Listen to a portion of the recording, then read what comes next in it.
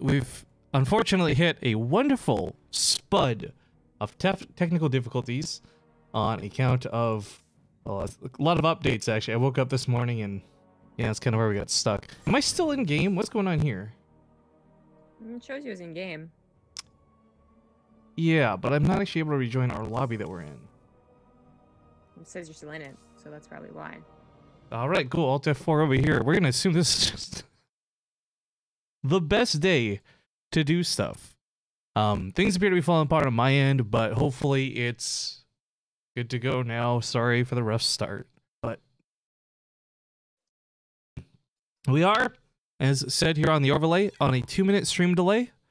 So if you guys see these problems or you catch me being muted, it's going to be particularly bad. Yesterday was awful. I don't know what happened, but hopefully we won't have repeats today. And at the very least, we got zombie grub, so if I mute myself, you'll have half the cast to still listen to. Yeah? You got that much? Yeah, it's showing that the connection on Zoom, I guess, is really bad. Oh, great. Well, I was dropping frames when the stream died. We'll see if that picks up again. Might have to get you to stream it. Okay. I am in a living hell. You know what happened yesterday? What? The construction workers outside hit the water main. So I'm living in Flint, Michigan right now, basically. All the water is full of soot, and it's like brown. Yeah. Shower, toilet, sink. And because they did it at the end of the day, they couldn't get someone in to fix it. So we're kind of just like SOL for today. Wow. It does suck. There's like that, and now whatever this internet hiccup is the stream live yet at least? Let me refresh this.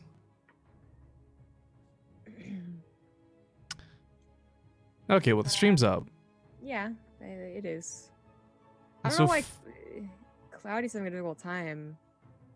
So it's not like we're holding up the lobby or anything. What? Cloudy's not able to join the lobby, so it's not like we're holding up the lobby. I just don't get why he's having trouble. Oh. Okay, well guys, I'm sorry for the bit of morose opening. The frustrations are all around. I sound weird. Hang on. Good to go now. Yep. All right. That should be fixed. Does that sound better on your end? Was that going robot-y for you too? Before? Yeah. Yeah, it was crackling. Is it okay now? Yeah. Okay. Thank you. A billion times, Cloudy. I'm trying with the utmost difficulty not get frustrated at the current events, and we'll just hopefully move and saunter past it. But hello, Dark Templar. Thank you for the 11-month resub. And yeah, we're just in the lobby right now for Fantasy versus Cloudy. And ooh, Phlogiston. Thank you for the gifted subs. 5 of them going out to Miro X, Stephen Baum, Mike Town 05, Blue Coin, and Noche in C. Noche. It's almost as if you want it pronounced like the pasta. Oh man, I'm so over being sick, dude. Yesterday I woke up like extra early so that like I could hopefully just breathe it out of my system before the stream went live.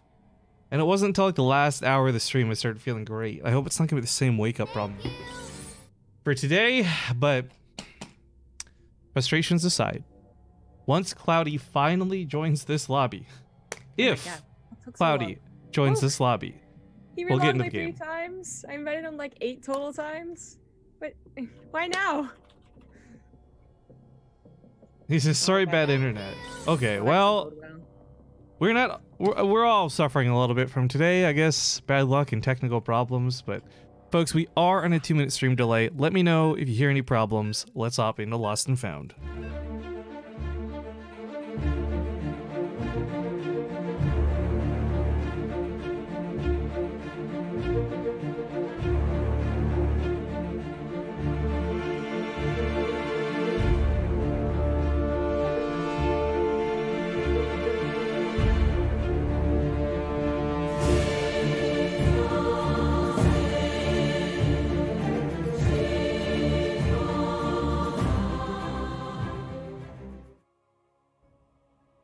Okay, ladies and gentlemen, let's hop into things as we lament and woe about more problems that are sure to be ahead of us.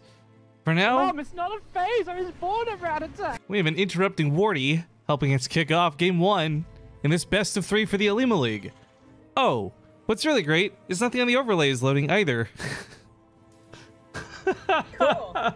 Okay, I'll work on that in a second. Let's get the intros done. In the bottom left, playing Terran, we do have the blue fantasy. In the top right is the purple Protoss. He is Cloudy. Now, I've seen one person, not enough, but one person say Zombie Grub's audio is a little low. If other people feel this is the same, I can turn her up, but this for once wouldn't actually be on you, Zombie Grub, or myself. I got new headphones yesterday that were messing with the sounds a little bit too. It took us half the stream to tweak that part out, so yeah, just talk as normal, but I'll adjust on my end if multiple people say it's too quiet still.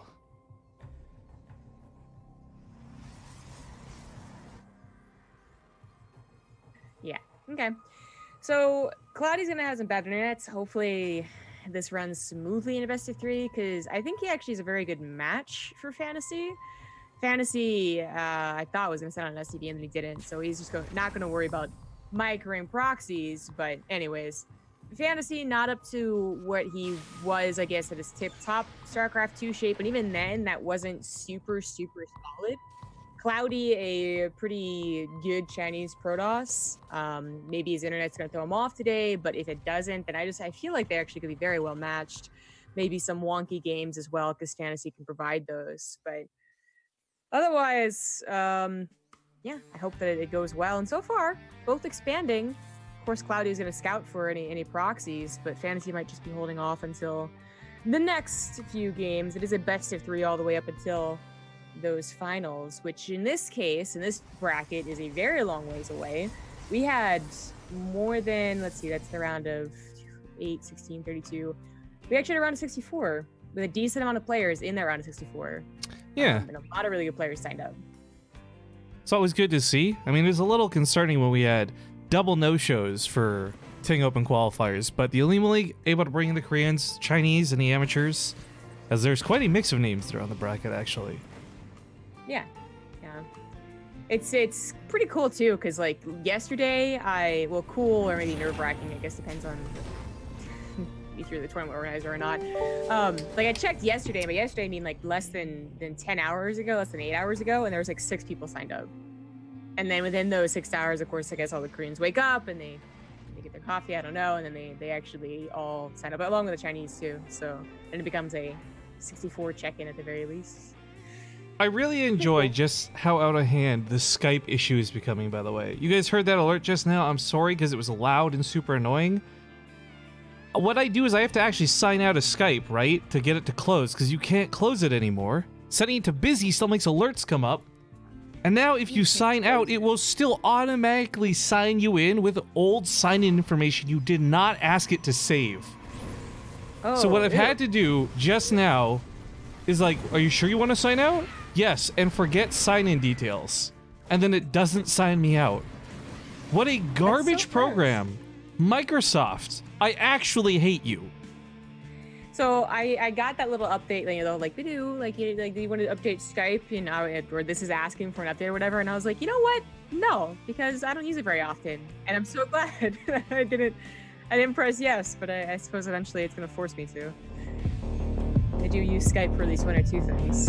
Ooh. Which sucks. But anyways, we did have a Hellion run by that did not work out that well, but followed with the Cyclones and more Hellions, and then after that, a Banshee and a Widowmine. Like, Fantasy's really going to be piling on a lot of pressure, and Cloudy, I don't think, is necessarily that well set up for it. I mean, he went for a Stargate opener thinking things are going to be more normal, and I guess they are. They're not proxy, but they're still. He gets the Oracle! He gets the Oracle! The Hellions are still alive! Wow, I'm surprised he decided not to go for those probes. Oh, he's going to try and kite the second Oracle around. She's chased off pretty quickly.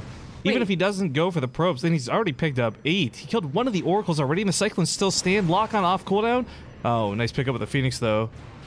I mean, it's good damage, but it's actually because he's losing with the Cyclones as well, I actually don't think that was necessarily enough. We'll see what the Banshees do, of course, and more harassment units are coming out here, and he's using this as a front to just go ahead and get a third CC, but that should have been the entire natural probe line. It felt like dead.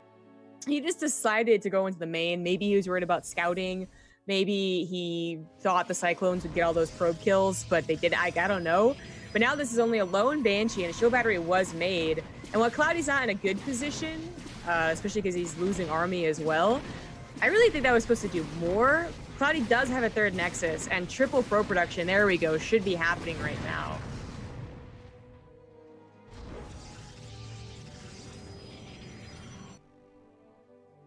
Okay, I have adjusted audio. Hopefully this is a little closer, guys. Yeah, we'll keep an eye on this as the day goes on.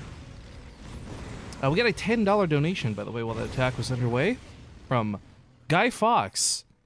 Thank you very much for the $10. He says, half of this goes to Zombie and half of this goes to Rifkin with a question mark? Yes, at least that is the goal.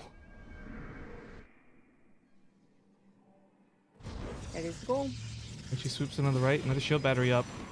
I mean, the dynamic of this is pretty crazy, right? 2 shots to 5 shots. It's not even about the damage, it's the time. 2.5 times, essentially, the amount of investment to kill a probe. It's rough. Really rough. This all feels like, again, those Hellions could have maybe gotten like up to 6 more probes there, and the Banshees could have waited until they were 2 apiece. Even if Cloudy knew the Banshees were on their way, which he did, that one Oracle went across the map and saw the tech lab on the starport, it still feels like it would have been far better just to hold them onto 2, assuming that they had shield batteries. And actually, I think the Hellions scouted there were shield batteries. So it's like really missed opportunities for Fantasy, but even with that said, he still finds himself in an okay position. He did get an initial lead of SCVs, which is good news, and he had a fast third CC, so he's really not far behind or even behind. He's actually ahead still on the economy. But that also has to do partially with Cloudy not putting all of his production into probes. Like he missed his third Nexus finishing, hotkeying it, I guess, something like that, and then also was just banking every now and again. Like it's not a perfect game for either player, but Fantasy certainly has come out ahead despite maybe some missed opportunities. And now that he has all of his army tools finishing up, also went for double upgrades because he could definitely afford it. Has a lot of Widow Mines from opening up with the reactor. He could potentially win with this push, even though Cloudy will have charge and +1. The March of the Widow Mines. A lot of these, I mean, these can pack such a punch. So it's something where if Cloudy handles this correctly and baits out shots, it's not so bad to deal with. Maybe they cluster and get stormed. But if Cloudy's complacent and more notably lagging, as he had said he was earlier, this could be a big problem for him. The potency of these is unreal. Wow. Fantasy going for a really fast 4th base. This is generally not what happens in this matchup. It's becoming more of a trend in TVZ and on this map too. So Lost and Found is really just pushing itself towards being a super late game map. But I feel like I see it not so much against Protoss, and Fantasy's like, no, I'm going to use that with 7-2 SCVs and a very well-timed Ghost Academy for the type of game we've seen here. Those charge lots just feel so useless against the Widow Mines. By force fielding now, Fantasy might just, actually appreciate that. He doesn't run into the stasis trap full force. It's only 4 units now. Well, the thing is, Cloudy has bought a lot of time, most notably to get storms out. And the Widow Mines are not moving when they're burrowed. They're going to eat that full storm. So Cloudy catching them, a lot of them too, and that choke was a really nice thing for him. Oh, no. Ooh, okay, all right. Not as many Widow Mines in off there, just the one. That was it was a tough hold. Cloudy is managing to make something, pretty nice here, even though he was down in upgrade and he was up against a ton of Widow Mines. Kind of his weakness is he's relying heavily on charge lots. He's still able to make it work with some nice micro.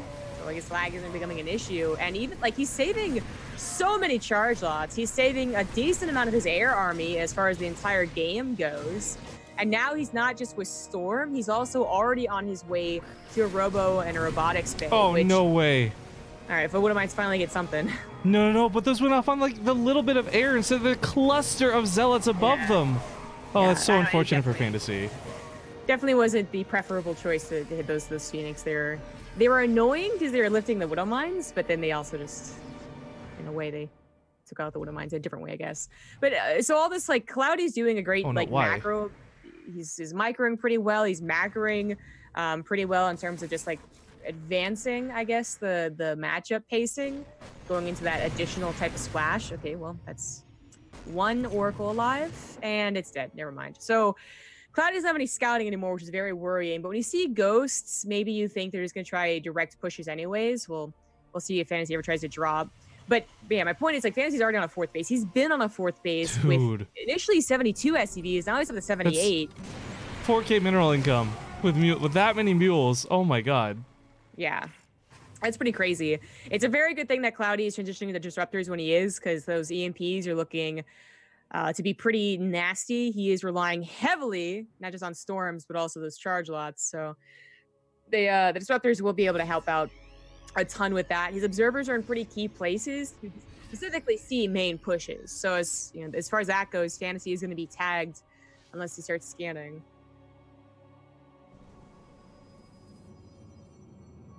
Well, I really want to see a really sick battle of, like, EMPs versus Storms versus Feedbacks versus Snipes, but I feel like, as cool as that sounds, this game's going to be all about the Disruptors. I think so as well. We did have one Observer sniped, and Cloudy moved another one over, so he might lose track of the army. Oh, I didn't even take a Wood of Mine. He has successfully EMP'd the Templar. Ghosts go down, but the job is accomplished. Now he's just got to deal with the Disruptors and a very weakened Zealot army. The +2 armor is going to help them take a lot of these shots. Unfortunately, too scared to engage right now. Might cost Cloudy his Nexus. Now, those EMPs were great. I mean, they blanketed the entire army, not just the Storms. Oh, but the downside, quote unquote, of that is that they do get to turn to Archons with full shield. So it was still a pretty okay Protoss army, even with those EMPs. You just really need to get those Disruptor shots, of which he got 1 or 2 decent ones. But I don't know about being aggressive. This feels a little. I mean, I don't want to say desperate. I think he thought there was an opportunity, but Fantasy's macro is just insane. So this is not turning out well, even though he's up against, like, Medevacless Bio. Well, he wants to target fire the Disruptors. He pulls it off with the first one, not with the second. However, that's not all of Fantasy's army. He takes care of this base. It's going to finally go down. Well, Cloudy wins a scuffle here in the middle of the map. He's losing out on the really important parts of this game.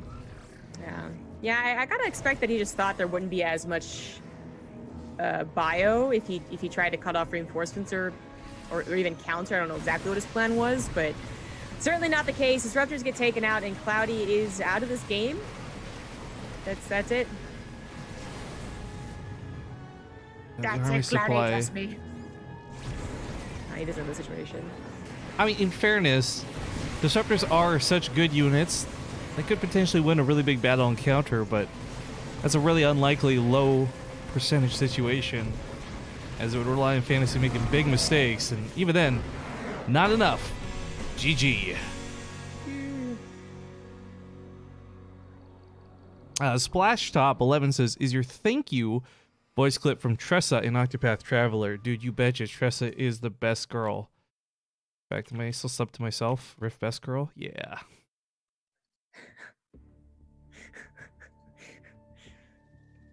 All right. I don't know what's funnier, is that you have that emote, or that you're like, am I still sub to myself? Right? I thought you were going to bring up the Elon Musk weebness that's been going down in the current events. Have you seen any of this? No. The last thing I heard about that guy was a 420 joke. So he tweeted out about saying, like, Your Name is a great movie, right? Oh, which it is. Okay. Yeah.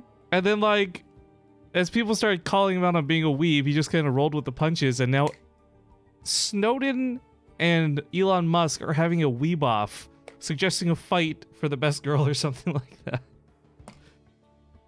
This is insert year, right? Like, I can't believe I have Elon Musk and Edward Snowden weebing out on my timeline. Yeah, I don't know. That's odd. I feel like it's like, okay. All right then. That's my response. I got the sickest Elon Musk shirt, but I'm so mad because they sent me a size too small. Well, 2 sizes too small. I think it was a European company. I didn't realize it when I ordered it. But it's the at the bottom of the shirt, it's him smoking that blunt from the Joe Rogan show, right? And the smoke that rises up from it becomes like galaxies in the cosmos, and it's actually so fucking cool and so stupid. And I can't wear it because it's like 2 sizes too small. Like my head doesn't even fit through the neck part. Kind of like when we got those jerseys. You got that one for the base trade one. It's too late for the intro, so small anecdote here, guys. When we made our first run of the BaseTradeTV jerseys, Zombie Rob ordered one, and they sent her what we presume is a child size, but later learned is just a European size. Not only was it too small to physically wear, she could not get her head through the hole. I can't believe that explains it all. I've ordered other stuff from Europe, like other jerseys, right? And it's just like, if I had trouble like putting my arms through my shoulders, something like that, like I've had trouble doing that on certain sizes, I would have been like, okay, like that's a different fit. But I've never had trouble putting my head through something that was appropriately my size, like a medium, whatever it was. So I'm still like, I don't know. I feel like they're covering their faces, but that's fine. It's an excuse. This is a big fat excuse. Anyways, folks, we're getting into game number 2. Spawning in the upper right, rocking the early days of this Olimoleague, we have the purple Cloudy. And once again, for no reason, the overlay has not loaded correctly. In the bottom left is the red Terran, bringing out the proxy now. It is Fantasy. I'm having a wonderful day today. Let me try reloading this really quick, guys. A quick reload fixed it last time. Good. It's like 50-50 on whether the overlays want to work today. Having a good time with OBS. Super cool. This probe is going to scout that it is, in fact, a proxy. It's going to stick around maybe until it sees like if the factory's put down as well. But Fantasy getting a nice little momentum boost from winning that first game with the complete opposite of a proxy. Probably one of the greediest macro play I've seen, because we didn't really get to talk about it because he was successful in his attempts to attack and harass. But like the way he opened and then right into a third CC and then lost the Cyclones, it could have really backfired on him. But no, it didn't. It did perfectly fine. Now it's flipped over to what we usually expect from Terran, which are proxies. As a side note, when did we get a weeb command? What is this linking to? Dude, that's been around forever, hasn't it? I don't know. I'm curious. Guys, careful. Your earbuds might get blown out by how loud this is. Oh, it's the video I made of Cyril. I forgot about... I didn't put that command in there. I didn't even realize we had that. Well, there's weebs and weeb. Wait, are they 2 separate commands? Yeah. Wait, is like one Fear Dragons and one mine? What? I don't even know.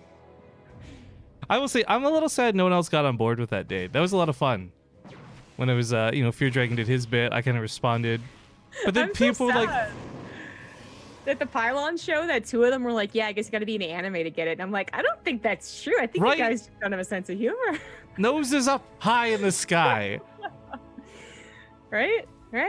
No, I think what was a bummer, though, was the reaction probably is what deterred it. Because I didn't really care what mine... Like, it was just a shit post, in my opinion, right? It wasn't trying to be something. But then everyone started over-analyzing it on Reddit, and they're like, this is so cringe. He's just trying to rip off Fear Dragon. And I think other people who, like, might have been down to try and get in on this see those responses, and they're like, oh, okay, I won't do it. And those responses are totally unwarranted and silly, too, by the way, but... Yeah. Yeah, well. Interesting dance battle we have going on right now. Yeah, I really didn't want to hit the probe. And it's very crucial that he doesn't hit the probe, that he has like a Widow Mine, but that's only going to go from the Zealot.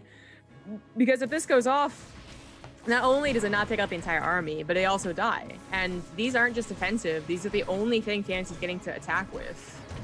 Like, Fantasy is I mean, he proxied the barracks, and then he went into what you could call a greedy build, a greedy follow-up. And you can definitely call it that. Oh, no. Oops. Oh, no.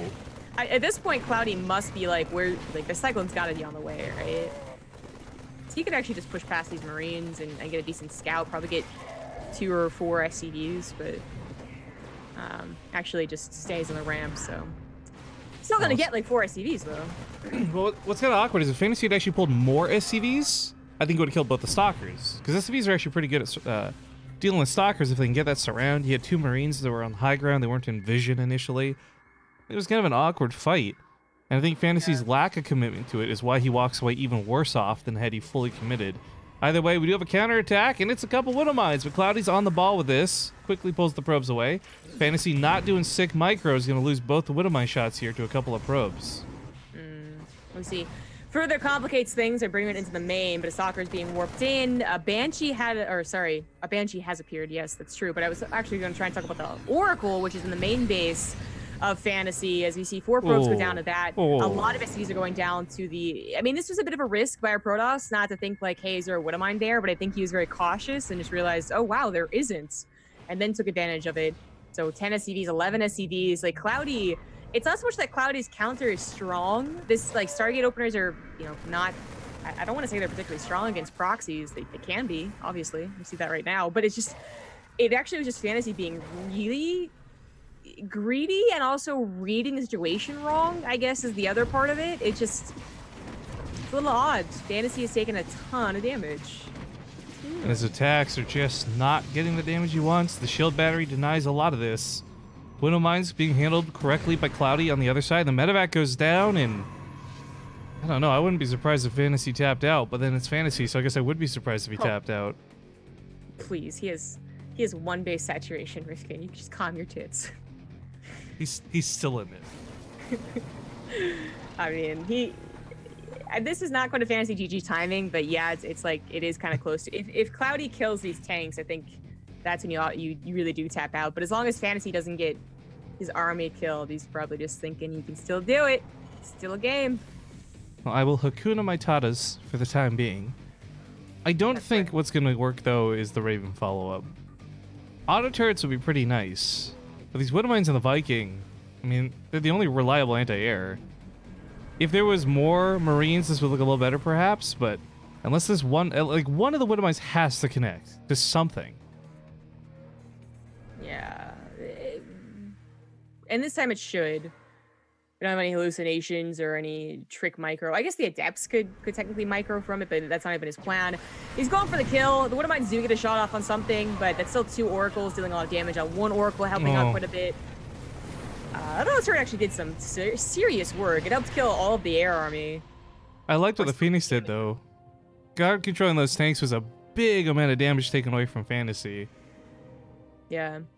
Still wasn't enough, and now Fantasy is more justified, really, for staying in the game. He's managed to bridge the probe SCV gap by a ton, actually. I think at one point it was 22 to 36, now it's 36 to 48. Like, it's... I mean, I guess it's actually not a ton. But the point is, 12 with double CC, now saturating the natural on his way to a 3rd CC is looking a lot better than when Cloudy, you know, had 14 more workers and still had the choice between going for a fast 3rd or doing that attack. Now, he chose the attack.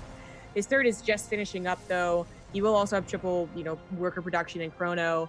But he did lose what was a rather scary army. I mean, it was 3 Oracles and a Phoenix, a ton of Adepts as well, that simply did not trade out that well. So Fantasy totally justified for his positioning there. And he's going into mech beyond this, which, I mean, there's a chance that, that Cloudy never, doesn't figure this out as fast as one would hope, because these Oracles being a little shy.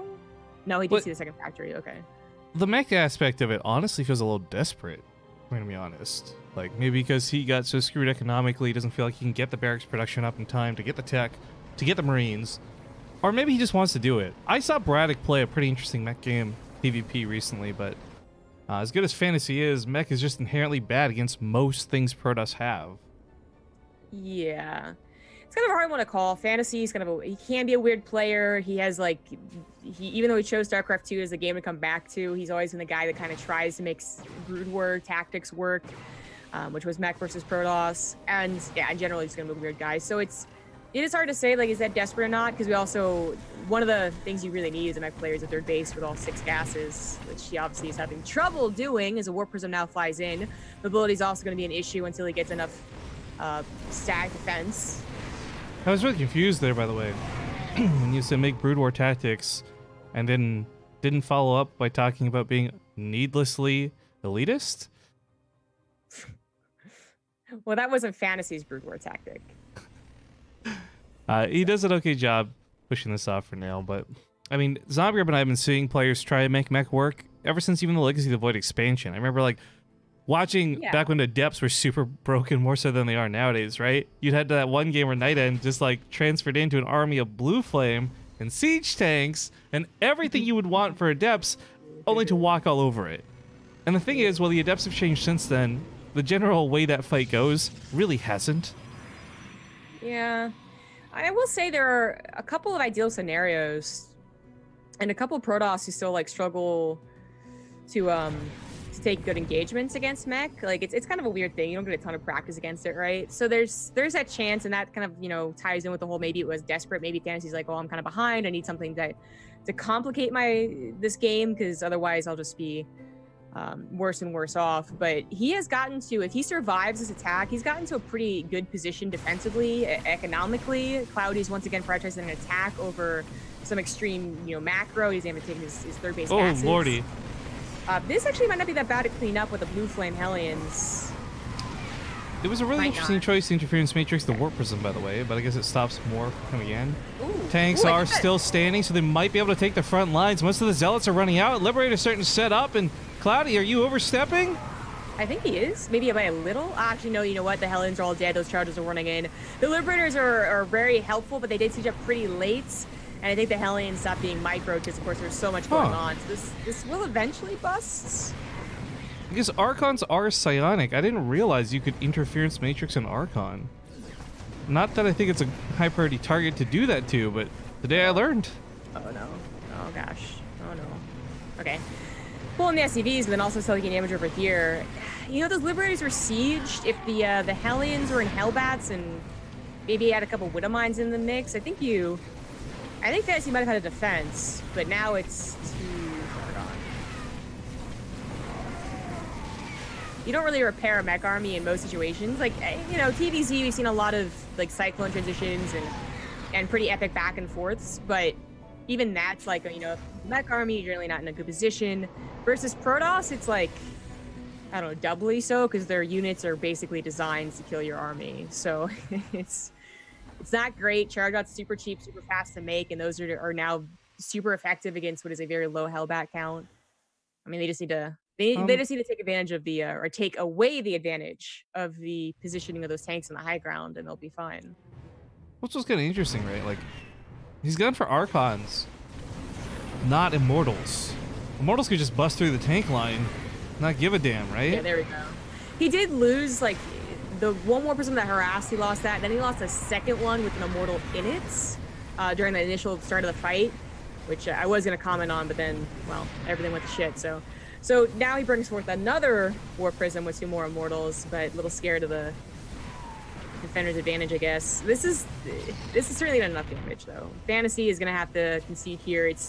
It was a really bad start for him, combined with the fact that he went back. So this has not been a pretty game, not at all comparable to the last, I guess, unless you want to say it's almost the opposite situation where Cloudy looks completely dominant and Fantasy does not. Yeah, I mean, this was an A for effort situation, and I mean, the Liberator use was getting to the point where there wasn't many Stalkers. There was a lot more Zealots, so possibly Liberators eventually hold, but Cloudy, realizing this, has started to warp in Stalkers now. Blank's kind of close-ish to finishing. As long as the Archons are the units taking the shots for the Zealots, the Liberators will fall, and they're kind of his last line of defense. But oh my god, this tank line on the ridge. It's like playing a tower defense more than a StarCraft 2 defense. Either way, they're getting a lot of shots up here and doing a lot of damage. Yeah, this is what Cloudy needed to tackle, and he kind of does. It still holds, but the third CC goes down. I mean, if this still is an issue after the next engagement, because Cloudy really is getting, like, you know, with some of the more costly investments here, with a lot of Stalkers, a lot of Archons, it is getting a little worrisome. But, like, even if the next attack doesn't work, those tanks still hold. Fantasy's on 2 base, Cloudy's on 4, and Cloudy could just be like, you know what? Fine, and go into Tempest. And Fantasy has no way to deal with Tempest. Even if he saw them and started making Vikings, it'd be 2 at a time, not even because his economy is so bad. They dominate even if they took a few minutes to get to. We're witnessing a very rarely visited critical upgrade in this game, by the way. 2 Blue Flame Hellions with +1 cannot one-shot a probe with +2 armor. So that attack was uncontested for so long, but took a really long amount of time to kill 9 probes. I thought you were gonna say transformation servos, and I'm like, I don't know if that would have saved him. No, I just meant that little interaction over here, but yeah, this game is, I feel like it has been one and done. Fantasy's just really hoping Cloudy overcommits and makes some sort of silly mistake, which, I mean, yeah, there's a chance he does, but... Right? Unlikely. This is, again, like, okay, so the next attack, as I was saying, doesn't break Fantasy, and I hope Cloudy... He could, I think, actually just push through eventually with Ground Army, but I just feel like there's no reason to do that. You just go into air and you're going to dominate. Desperate auto turret. I mean, the tanks might hold the high ground, but it doesn't matter. Fantasy's not mining, right? Like, so he walks around the range of the tanks, he kills the SCVs, Command Center is forced to be lifted. Oh, this is kind of unfortunate. I feel like if Fantasy hadn't lost his third CC and had saved a couple of the, because there's been times where SCVs were just, they were being attacked by Zealots, right? So let's say he could have also saved like 20 SCVs if he had pulled faster. I feel like Cloudy is close to throwing this game because he keeps on just butting his head against the wall. But there we finally have the safe transition, I feel, like the ultimate just you cannot do anything about this, which is the Stargate and the Fleet Beacon. And while Cloudy, I still strongly believe, would win with the Ground Army, it's just so much safer to just get a single Tempest and wait the tanks out while they die. This is one of those games that, like, I don't regret that we're watching, but it is unfortunately very clearly going one direction. Yes, absolutely. Fantasy is lifted. His main is third. His main is one of the saddest looking mains I've ever seen for a 60-minute game, by the way. There's like nothing in it. He was only ever on 2 factory production. Simplicity and aesthetics on me, though. Grabbing that War Prism's nice. It stops high ground vision, so these tanks should prevail once more. Fantasy is doing everything right with the least amount of units. Like, very much so kudos. Really, come on. Look, you're not necessarily wrong with that statement, but I just feel like it's more like Cloudy's doing it wrong, right? It took him a long time to transition to air. He keeps walking into tank fire without any high ground vision to counterattack with. And like, okay, noteworthy guys, Fantasy has been consistently killing probes. In fact, both players have killed a lot of workers this game. It's not nearly enough to matter. Like, this game is all on Cloudy, win or lose. Yes. Yes, it is. Like, if he had gone for, like, I think another way that he could have busted Fantasy is also just gone for, like, triple War Prism. At a time, at one point, he had 2. And then he did 2 different things with them when they died. You know, he just gone for 3. Like, you Zealot bomb that tank line to death. That's it. I'm actually... I mean, air units were the answer one way or the other. A Void Ray, Phoenixes, yes. Even Oracles would have worked in this situation. You're right.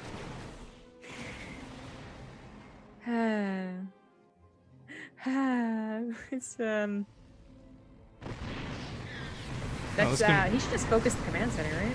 Right, that's what I was just thinking. Stay outside the range of the tanks, melt it down, kill the SCVs under it. I mean, either way, Fantasy can't rebuild anything. He's on 44 supply. Like, we're not talking army supply. He's just on 44 supply. Period. He's at a third of the overall supply, but only half of the army supply. So there's a chance. No, there's no chance. The carriers are out. There's no answer to them. Fantasy has to realize, because Fantasy not just... I mean, sure, it's all cool to get probe kills. He's also scouting. He also knows how many probes there are to kill, so he's got to figure that this Protoss player is transitioning in the sky. I've been where Fantasy is. He's in a state of mind that's not about winning the game. It's about saying fuck you to the Protoss. Like, what you've done in this game is bullshit.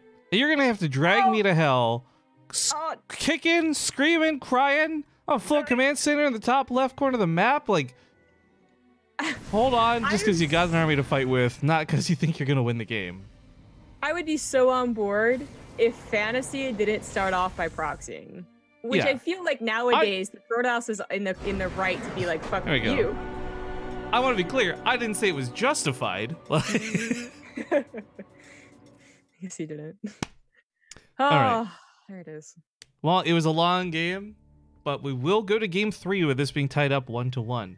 I'm going to quickly try and run some ads, guys, but again, ads have been borked. Sometimes they're playing when we don't want them to, and sometimes they don't play when we do want them to. Regardless, 2 minutes of break before we get to game 3.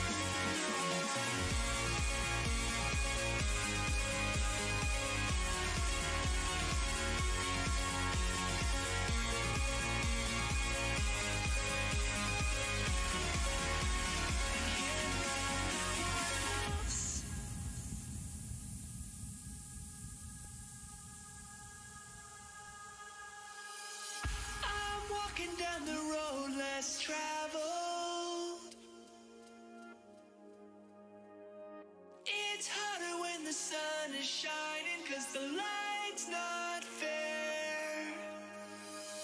I'm talking to my darkest shadows.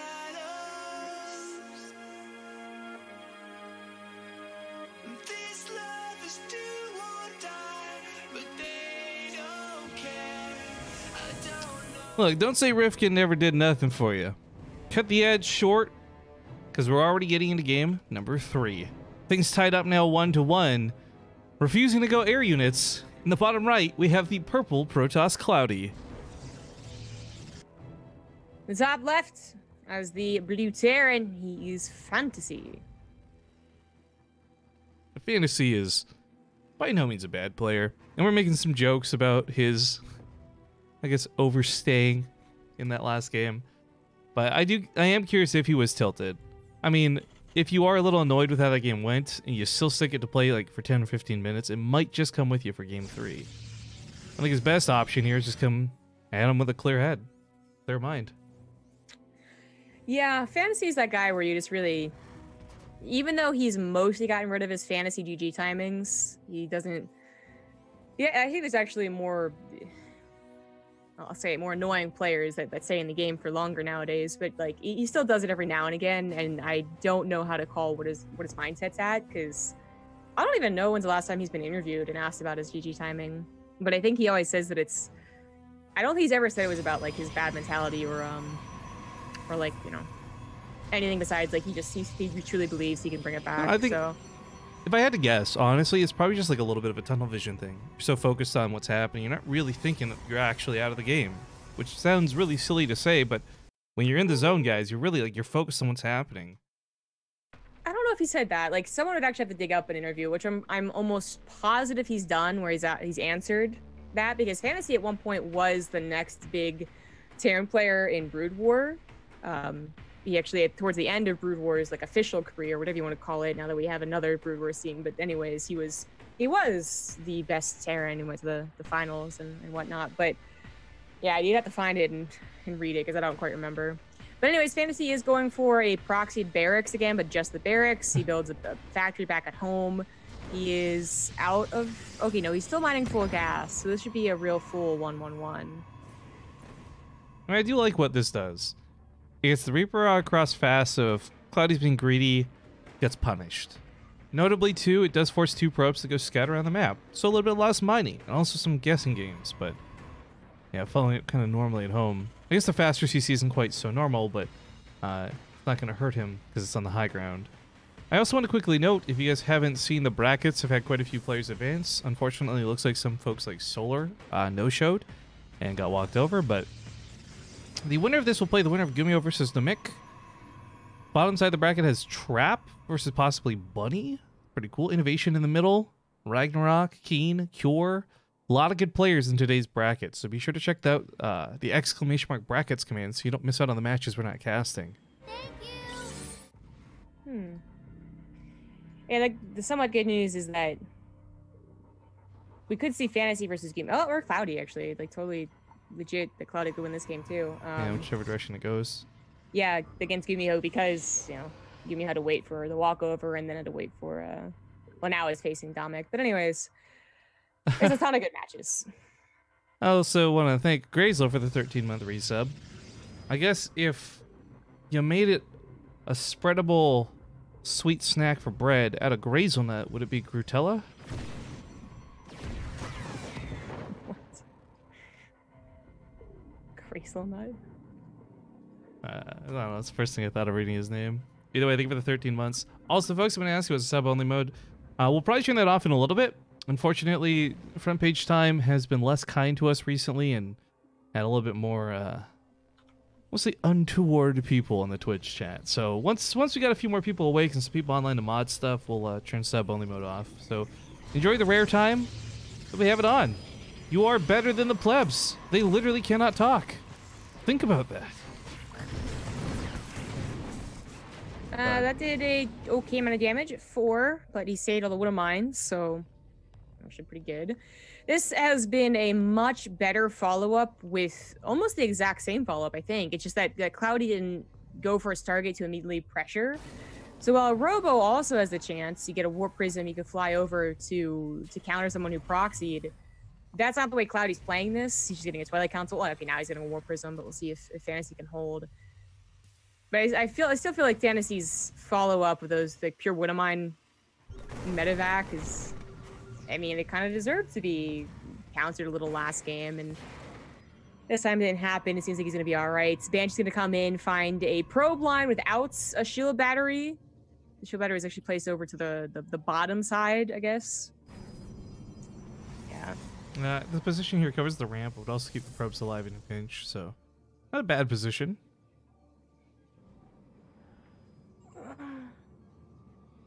Also, dear Floggerson, you know I love you, man. But if you're gonna get upset about banned words, you're gonna get upset about the word sprinkler or vampire or camera. I mean, banned words are my discretion.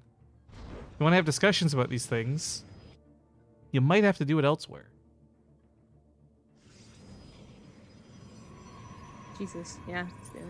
Okay, well. Banshee's not doing so much yet, even though there's no shield batteries.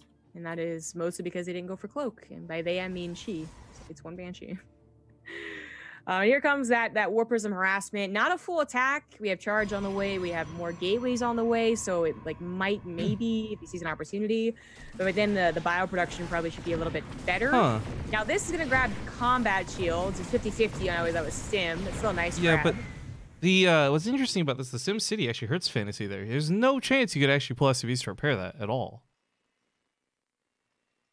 It's not terrible to do, but it's just unfortunate because it very definitely did not help that situation. I think Cloudy is going to go for the... Well, okay, so he's going to go for their third Nexus, but I don't know if he's going to like put a lot of chrono or a lot of money into probes. He's going to have 7 gateways charge and the potential to make Archons, and he still has this Warp Prism flying around getting a good read on how the defense of Fantasy looks. I feel like if he warped in 7 charge lots, he would do okay. I mean, he doesn't know if he canceled Stim or Combat Shields, I guess is the trick. He's starting to go probes again. Then Immortal wants a piece of the tank. But the tank's not sieging up, and I like this, so it can run away from the Immortal in a pinch. The Raven comes out, and I guess there were some questionable actions with the Raven before, but one thing that was pretty clear was he wanted Interference Matrix to shut down a lot of these Warp Prisms. And I like that move a lot, but not playing defensive, knowing full well the Warp Prism may still come back in, he's chosen to move out on the map. A little bit risky to do, but he had gone out of his way to pick off observers, so there's no scouting to see this coming. So Cloudy may be thinking, oh, I'll go back in a second, I'll deal with the Banshee first, but here we go with Fantasy outside the third base. His observer, I think, did see that. He's one of the natural. So he's trying to get set up for it. Or he's trying to... Oh, he's trying to circumvent it. He might be a little bit late, though. Fracture on a very big map, so now he's... Oh, that actually turned really sour on him. I think he was trying to look for the army sieging up along the bottom side of the cliff, but instead he had missed it. Oh, that anti-armor's huge. No, Cloudy, you can't commit to this. The Interference Matrix on the Immortal, the negative armor on all the orange units, they got melted, and now he's gone for a big recall, but he's recalling into tank fire. Well, that just went really poorly. Oh, it's just recalled into Immortal. Oh, God, it was one Immortal.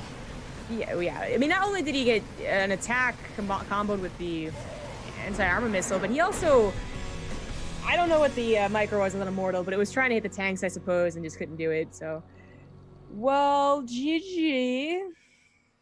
I think Cloudy definitely was trying a little too hard to do stuff on the other side of the field.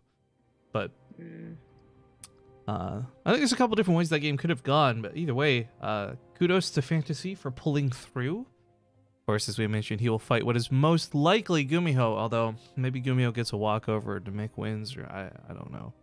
Bottom side, you got a trap waiting for an opponent too. I mean, actually, just looking at the brackets, the bottom bracket is like the group of death.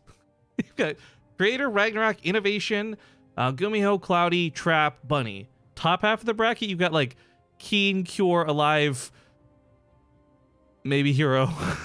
Like, it's actually a very bottom-heavy bracket here, which is kind of scary. Regardless, guys, I don't know what we're getting into next. Pardon me, my nose is so stuffed up today. But we're going to go to another small break here. I'm going to go just basically drown my head in some water and hope it clears it. No, I can't do that because the water's broken. Ugh. I'm just going to sit here and suffer then. Either way, Be back in a couple minutes. Thank you for watching.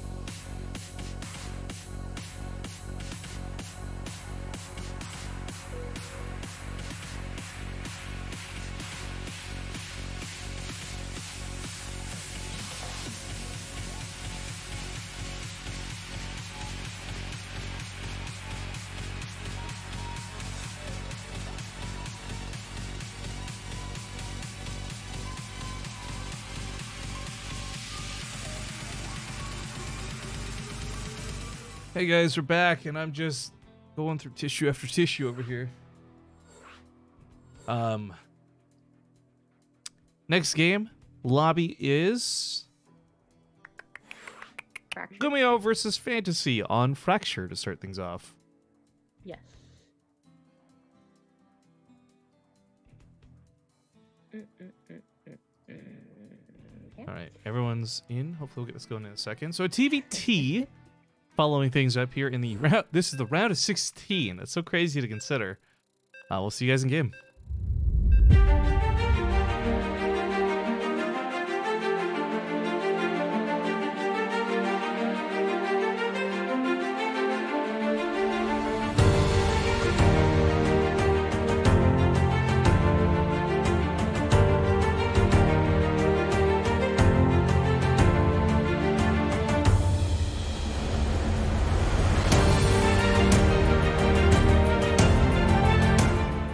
All right, folks, welcome to the round of 16 for the Olimoleague. And once again, the overlay is chosen not to load. One sec.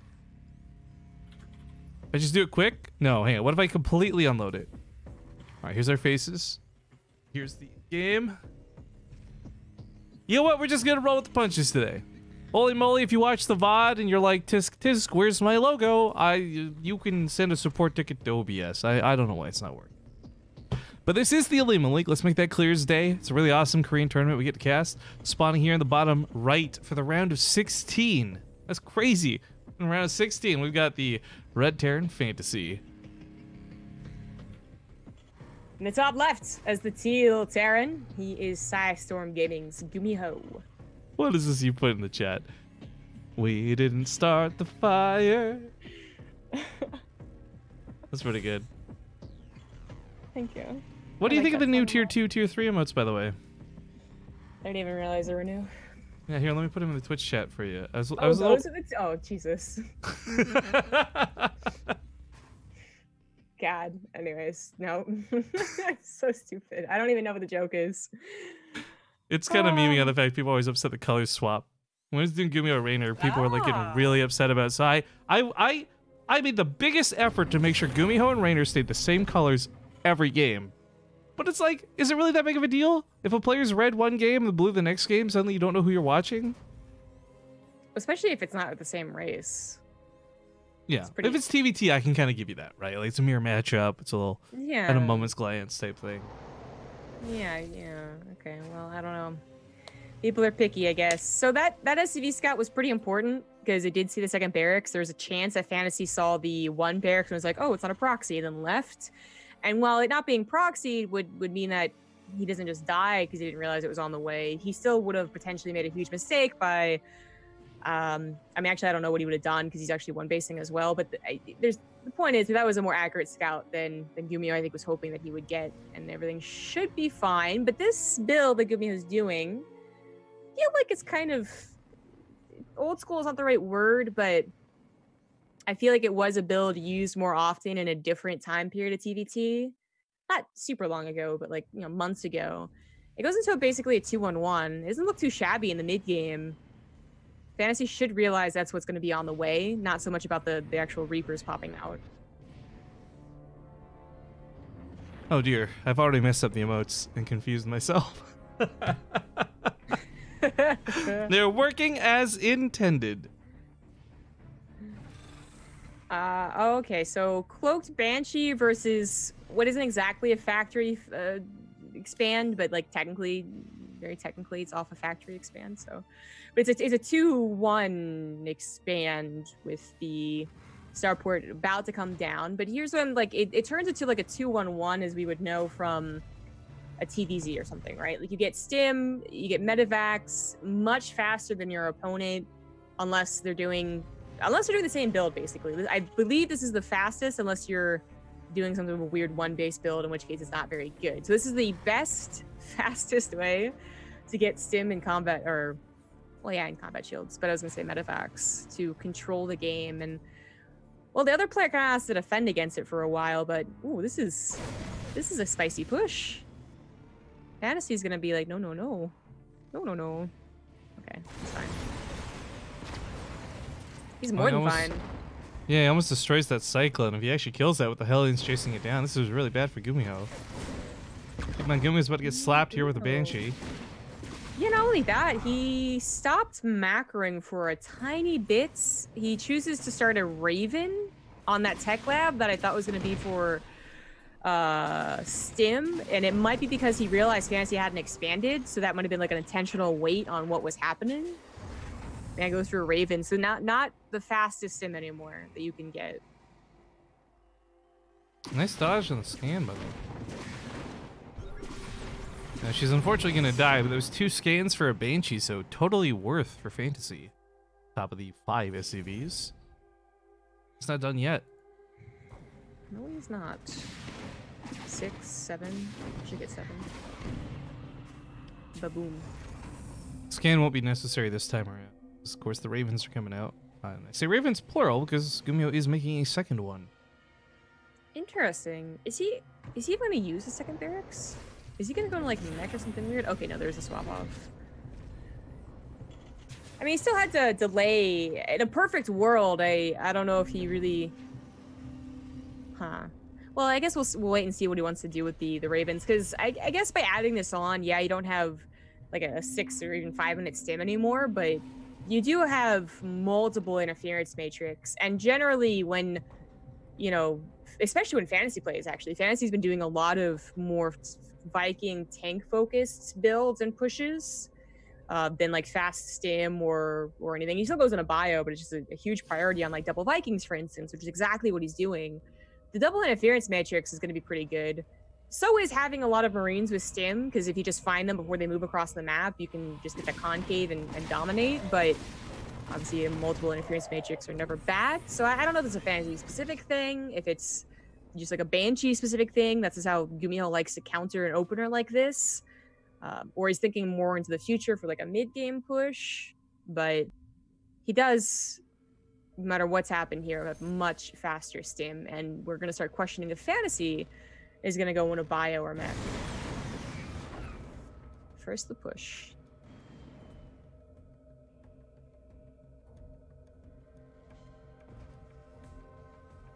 Ooh, no missile turrets. This sting a little bit, but Gumio should be able to clean this up without this getting too out of hand. Well, this is exactly what Fantasy has already made his way across the map because it's Fracture, and it's a small map. But not only does he get to the opponent's side of the ramp, he also gets into their natural before the Marines even engage. Now they have to go down a ramp. This is a kind of a perfect scenario, but here come the interference matrix. Or auto turrets on the back line. That's actually not a bad move, actually. Yeah. I like that quite a bit. Auto turrets are very powerful, but even then, the Cyclones are chewing through this pretty quickly. Gumio's Cyclones clean up the fight, and ooh, not so good for Fantasy. It looked initially really good for Fantasy, however. It absolutely did, but those Ravens were always going to play a critical part of that engagement, and the Cyclones on the backside ended up opening out a lot. Now, more SCs have died here, and Fantasy, I feel like, should be going into mech from just how far he's pushed off his stim. We're kind of getting to that point where, like, if you're going to get stim now, it's probably not going to be that great of a game. But as I say it, like, he goes on 2 engineering bays, and it's just like, I don't know how...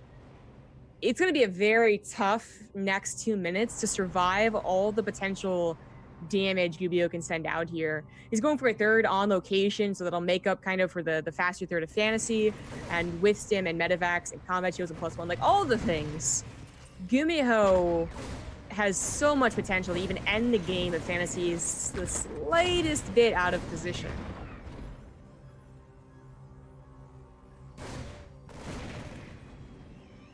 Oh, these Reapers are proving to be problematic.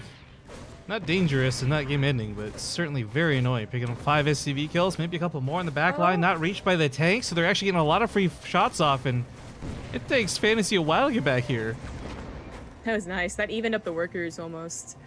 A lot of missile turrets. What is... well, I guess... Fantasy goes for 4 missile turrets while he's still on 2 bases, but I guess he's just acknowledging how poor of a position he is in now. Like, I know the numbers don't look that way, and this is exactly what you would do with the type of composition you have with these numbers, but it's still not ideal, like to just put down 400 minerals worth of SAG defense. Like at this point, you would hope to have your own 17 Marines to try and catch this. If these Vikings kill the medevacs, though, Gumio's not going to be the one who has the advantage going into this. Yeah, he just scans the natural, is going to drop on it, I think. Or, those Vikings are super out of position. Yeah, the missile turrets didn't really help much at all. Well, that one helps. You know what? They take out 2 medevacs before they fully unloaded. About half the cargo died with this. He can land the Vikings to kill the tanks. He's going to hold. Both players take some losses. I'm not sure quite what we missed out on over here. Oh, a Liberator sits in the main base. That's what. So, yeah. Fantasy loses some, but Gumio loses a little bit more in a weird way. Yes, more army dead, more workers killed. Or less workers on the field, I should say. More accurately. I think that would have been a lot better had he just sieged up the natural, which hindsight 2020 and all that. Now Gumiho does have the third on location, but that was a lot of lost mining time and a decent number of SCVs killed. So he's stepped back down to being behind in the economy, behind in the army. That huge opportunity he had to use the army with stim and combat shows over his opponent is now just gone. He still has it faster, but he doesn't have an army to use it. So Fantasy, very successful defense there. Didn't so much need the missile turrets, but that's, you know, who would have known really. And now he can just set up his third base and continue on with an advantage going into the mid game. Well, later stages of the mid game, I guess. Well, we should highlight though, this is TVT, right? And it's a pretty standard TVT, so there's no weird mech play involved.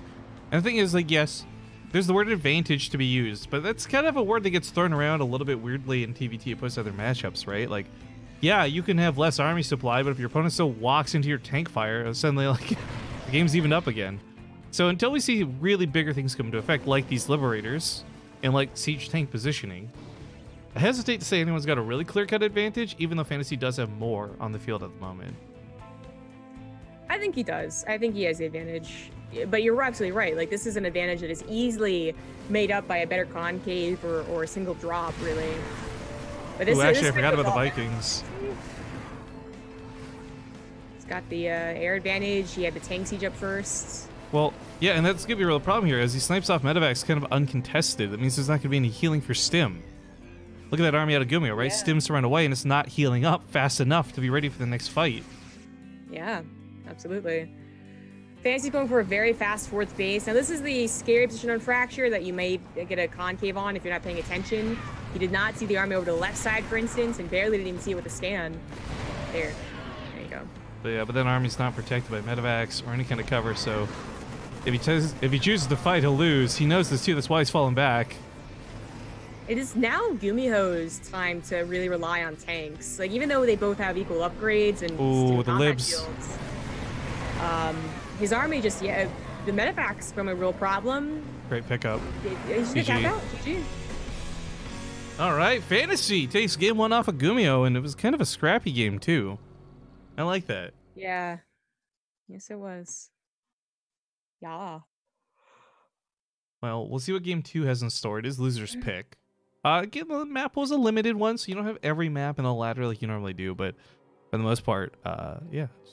Hopefully the pick will help out Gumiho, who is he has missed it, our season 2 champion from BTSL.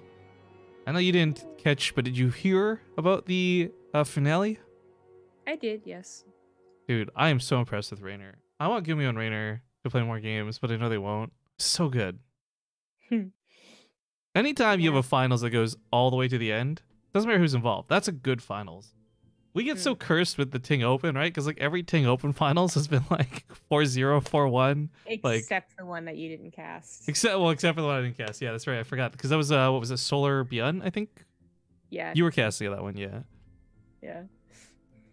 Anyways, the point is, a good finals is one that goes the distance, and Gumio put that up recently, so it's kind of odd watching him look weak here, but I guess it's a different matchup, different players, TVT. Yeah. That was also just, maybe it was partially the map, maybe it was overconfidence. I don't know which, but like, I feel like usually I would look at that game and consider Gumiho as to have the better build, especially when he dominated the tank Viking push that Fantasy did. And I think Fantasy, even by going for those missile turrets, kind of like backs up my point. Like, he realized he was in a delicate situation and needed to have prime positioning and prime defense, and Gumiho almost handed him the prime defense by doing what he did. So it's like, that game was just weird to me because Gumiho felt like he was going to win it, even though he wasn't like, leaps and bounds ahead. I just thought he was in a better position. But now we're going to go on to Lost and Found, which is a absolutely huge map comparatively. So, and we're about an hour in. Guys, I'm going to let you vote in Twitch chat. You elitist few who are enjoying the closed chat. I'll skip the intro for this one. If you guys want us to open the floodgates to the plebs and take off sub-only mode so you have more people to chat with, just let me know.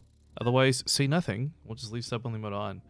Thank you, Shining7, for the 4-month resub. It says, here's to many more. Cheers, cheers. Or here. Shit. Goof that up. maybe. You could say cheers. Wouldn't be right, but you could say it. I'd like you to cheers in the chat. Give us some money. There you go. Exactly. Consider giving us $3. It is game 2. Kicking things off here in the bottom left side. He's up 1 point on the board. Got the Red Terran Fantasy. And it's up right as the blue Terran. That's teal, I guess. A light blue. It's Gumiho. Ace red in the chat. Fantasy might just get the easy 2-0 if Gumiho goes for one of expands. He's the one that chose the map. Maybe he feels more comfortable on it. Not that that really determines how Terran will do in this matchup. But still, there's a chance. There is definitely a chance. Fantasy's gotten a good game under his wing. It's only a best of 3, no double elimination. Gumiho, you would think, especially considering yesterday, he'd be a shoo-in for at least the semifinals. This bracket's stacked, and our Terrans who have come back into the game, Fantasy, Tasia, right? Like, it seems like TVT has been one they've been more comfortably coming back into the game with. I mean, it's so much of the same from when they left, but quick thank you to my James for the 100 bits. He says, thanks for the great games. Cheers from your friends at Stream Elements. Thank you, dude. Thank you. So, Gumiho is opening for 1 Rex Expand. This doesn't bode incredibly well. He should fall behind in this game at the very least. It's been a while since we've seen a 2-Rax just auto win. So that's why I'm saying fall behind. But it comes down to micro. It makes a better decision.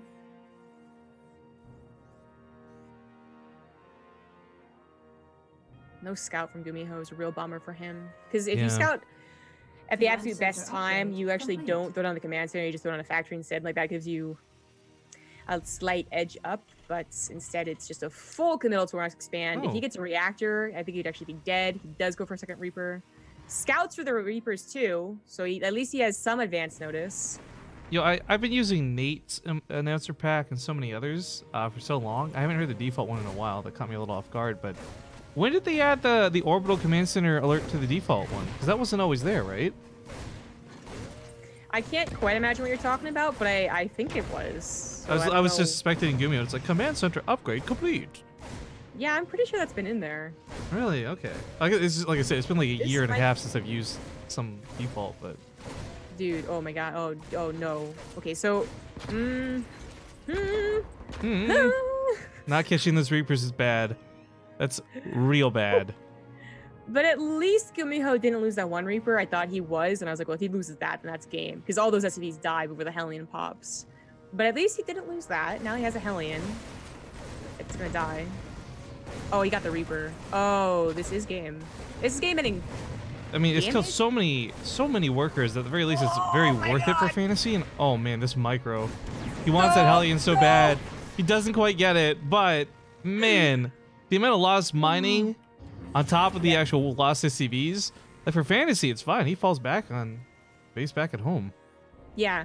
So here's all the reasons why that's getting any damage, right? Like, that could have been worse if the Hellion also died. That probably is just like Gumiho might tap out, but it is game-ending damage because the command center was canceled. You no longer get the double SCV, a benefit that you could at least give some credit to Gumiho for.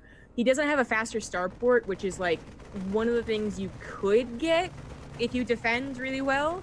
And he did lose out on the SCVs, like pretty harshly, not just 2 or 4, but actually down by 6 or 5 at certain times. So this is all bad news for Gumiho, who's already down 1. He's gonna get fully scouted no matter what, because a Barrack is a great scouting tool. And Fantasy has given himself quite the leg up for this game. It's TVT, comebacks are absolutely possible. Yeah. Unfortunately though, the big advantage in this game goes to Fantasy in many regards, not just in terms of like what he actually did with this opening, but as you highlighted, the scouting in this barracks. But look at Gumiho's vision. He's not even dipped into the natural. He's just now coming across with these Hellions for the first time. And what he's going to see is that there's no natural base down. I'm not sure if he'll veer away from that, and he's not even going to see that actually as the Cyclone pushes him off. So Fantasy is building the command center on the high ground one way or the other, but he's just getting away with everything. Oh, catching both the Hellions too? Oh. This is good news for Fantasy. Great news, really. No scout in the command center means that there's a possibility Gumiho is taking the consideration that there's no starport yet, or if there is a starport, it just finished and it's getting like a Viking or something. Point is, he might be trying to get a little bit greedy, because he kind of has to be, and not preparing for a Banshee follow-up. A Viking, I feel, should be the first thing that comes from that starport that just finished. Or a Raven. I guess that makes sense as well. And it is a Raven, but that takes a long time to build. Obviously, that only gives you detection. If you still are out of position, it could be a problem. And 3 Cyclones now for Fantasy are pressuring the front quite well.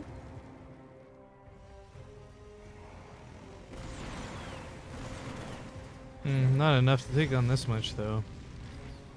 Hellions will chase this back, too, if Gumiho really wanted to pursue it, but I think he's taken enough losses this game, he's feeling a little hesitant to leave his base. As the Banshee swoops in from the top side, he'll be happy he didn't, and unfortunately, these Cyclones are the only reliable anti-air at the moment. There might be an auditor that comes from that Raven, but this Banshee's gonna go uncontested for a fair bit of time. Exactly. That ends up working out well. Banshee maybe could have gotten 1 extra SCV kill if it just had parked itself, but while this went on, he almost killed the command center, the natural. SCVs with a full repair barely keep that thing alive under the attack of 3 Cyclones. That's crazy. He will lose the Cyclone as Hellions chase forward. Oh, no. almost is. What is following up here? The Banshee came forward, maybe hoping it could help the Cyclones out, but he ends up losing every single Cyclone. Oh my good lord. 1 health. 1 health and then 1 Cyclone. Hype. Okay, well. Good turnaround for Gumiho.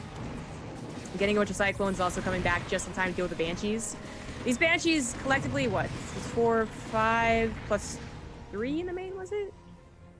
Yeah, you're on your own doing math on stream. Yeah, I think it was either 7 or 8 SCV kills total for 2 Banshees is not super ideal, but we have a 3rd Banshee on the way. We have a 4th Banshee on the way. Fantasy not giving up on that yet. His 3rd CC is done, turning into an orbital. It's going to be Bio versus Mech, as Gumiho, a little bit greedy, I said he has to be, and he still does, is going for double armory on 4 gases. I mean, he has to give up something. It's either going to be like factory production or it's going to be starport production to afford that, unless he demolishes this push and gets a 3rd CC immediately, which I don't know. I don't see that happening. It's an interference matrix maybe plus 2 Cyclones. The Hellions aren't really going to be that helpful here. The Banshee adds a lot of damage, and it's a huge threat for the priority system on those Cyclones. Auto turrets land. The tanks are dealing with those pretty quick, though. Tanks are pretty good just in general. I think that's not just game. That might just be series. Yeah, exactly. Well, definitely didn't crush it, so even if he holds, he's still going to have super struggles. He's not even have 4 gases. He's going to have He's not going to even lose the 3. CZ. The SCVs are pulled really late into this. That's a lot of damage from the tanks. Good interference matrix to buy a little bit of time. This Viking lands. It does a lot of damage, of course, but he's more focused on that Cyclone. GG. Wow, Fantasy just knocked Gumiho out of the Olimoleague. Gumiho, one of like the tournament regulars. Nicely done. Well, kudos to Fantasy. As he advances on the brackets, he will fight what is most likely Trap, but it is Bunny versus Trap. Kind of an interesting matchup there. We have other round of 8 games happening too. I'm not sure if any are available or not, but you got Cure versus Keen. You got Alive versus somebody, I don't know that name, and Ragnarok versus Innovation. They're already in game. Bummer. Oh, I thought it was Solar. Huh. No, Solar was in the bottom side and got walked over. Yeah, you're right. But he 2-1 impact or 2-0 impact. Okay, well, go on. Well, folks, we're going to head to a break, but before we do, I would like to encourage you to check out the ! Windy community. It doesn't matter whether you're Diamond League, Masters, Grandmasters, there's an Extra Life charity event happening in Chicago next weekend. I'll be flying out for that, and I hope to meet some friendly faces. Even if StarCraft 2 is not your game, they got PUBG. I think CSGO was one of the other games on the roster. And if you want to check it out, just type ! Windy. It'll link you to the page where you can sign up and play. I hope you guys will consider coming out. But be back soon.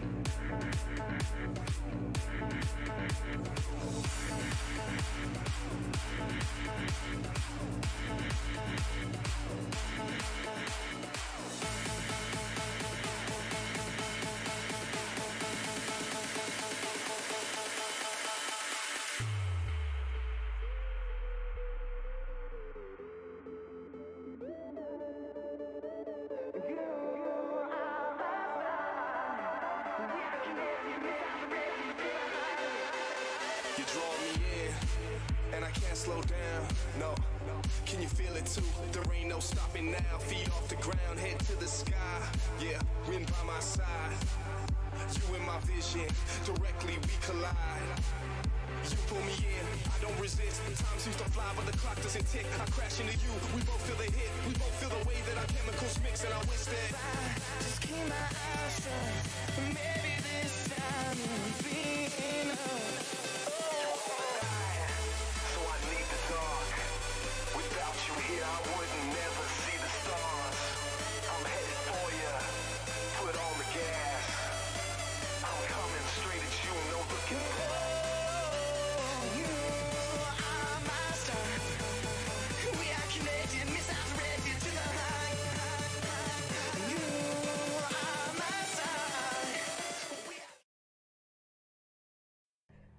All right, folks, we're back. Oh, excuse me. Hello, we're back. If you guys want to watch more StarCraft 2 right this second, Frank has gone on to cast Cure versus Keen in the round of 8. We've opted to wait a little bit behind, though, to follow Fantasy, as he'll fight against either Bunny or Trap. Now, they're currently in a game. We're waiting on them to get out before we have a match available, so we could be sitting here for a little bit of time. I am going to go try and take care of something now, though, that might save me some time later. So my question for you, Zombie Grub, is would you rather me put up the break screen with music, or do you want to talk to people about the stuff you've been doing on your channel and events and whatever? Put up a break screen. Okay. Then with that, guys, we'll be back soon. Hopefully not too long. Like I said, we're just waiting on the game either way. So thank you. And I apologize because I know the break screen's not the fun screen, but be back here as soon as we can with a game available. So I need the dark. Without you here, I would never see the stars. I'm headed for you. Foot on the gas. I'm coming straight at you, no looking back.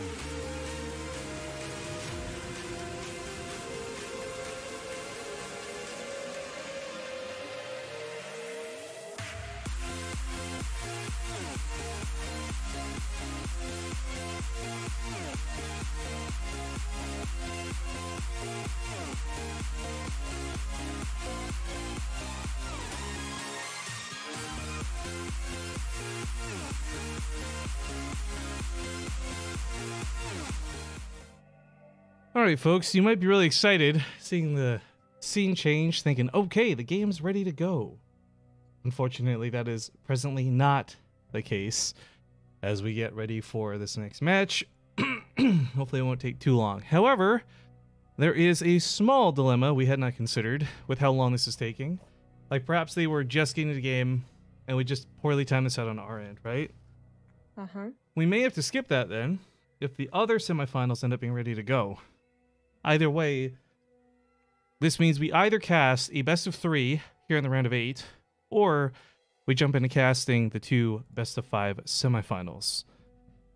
Really, time and order at which the players are available kind of dictates the way that'll go down.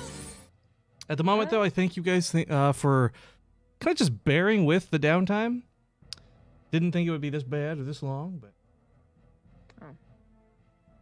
Hey, that bunny trap get out of game. Yeah, that was the second game, pretty sure. Trap did log off, but then he logged back in, so could be 1-1. Alright, we'll find out soon. Halen, thank you very much for the 2-month resub. And if you guys haven't seen the text over there, the stream is on a 2-minute delay. It's not live like it normally is.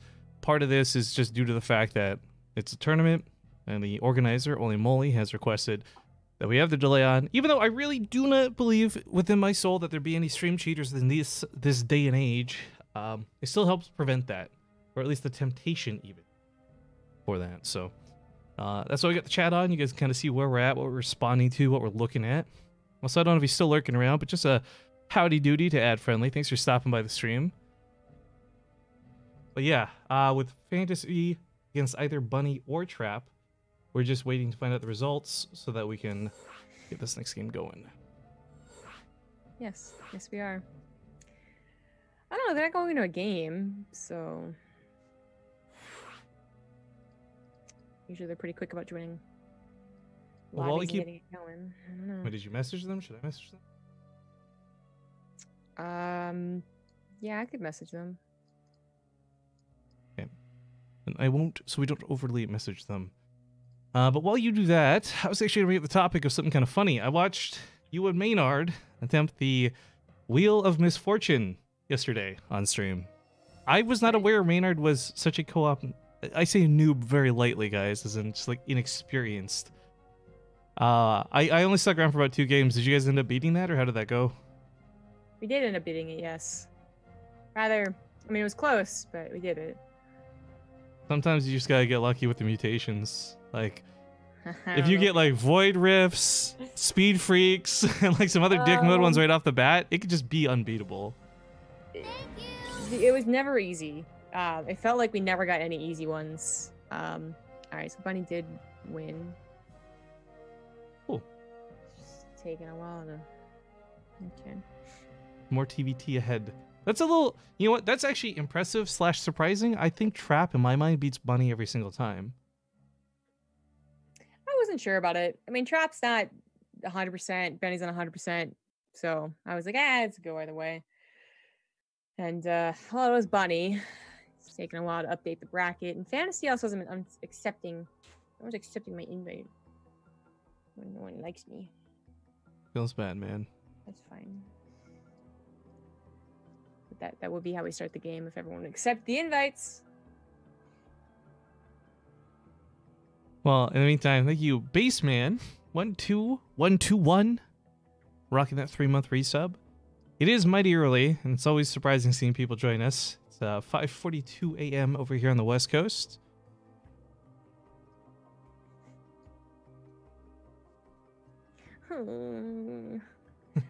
Zombie Grub is trying very diligently to get these players in the lobby, but it's not that they're declining and being like, fuck you. They're just simply not accepting.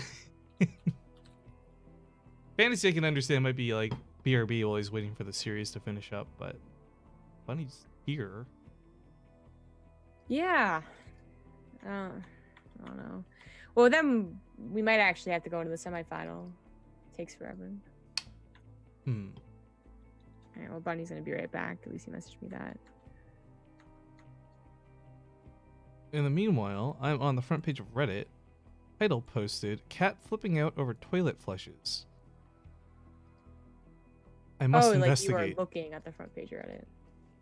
Yeah, will my display capture work today? It does. It's the wrong monitor, but hang on. Yesterday, display capture was not working at all. Join me down this journey, guys, as I refresh. Move. This Cure for Keen is still going on. I love cats, man. It's okay to be a dog person, but cats are the best. This thing flushes the toilet and it's trying to chase the water as it goes down. Oh, I'd be so worried. That's good. That's good. Bunny invites him and just instantly accept. That's fine. That's right. That's cool. It's all good. Okay, well, lobby kicking up here. Like we said, Keen versus Cure is going down on Crank's stream. Oh, Fantasy says he needs a moment, so we're not quite jumping into it yet, but we'll be getting there. I promise, guys, it's coming. It's eventually coming. It's gonna happen. Oh shit, is marijuana really legal in Canada on Wednesday? I'm super excited to continue my very boring life where I don't smoke a lot of any weed at all. Very exciting.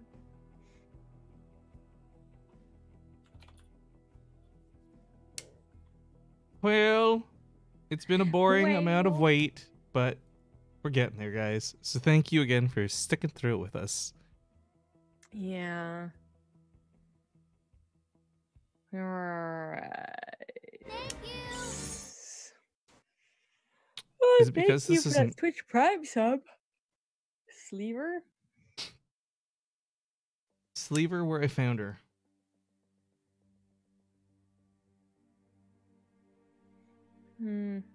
It's like a subsection of being a tailor, right? Like, I only do sleeves. I'm a sleever. They're ready! No? Okay. All right, let's hop into Semifinal. See you guys for game one.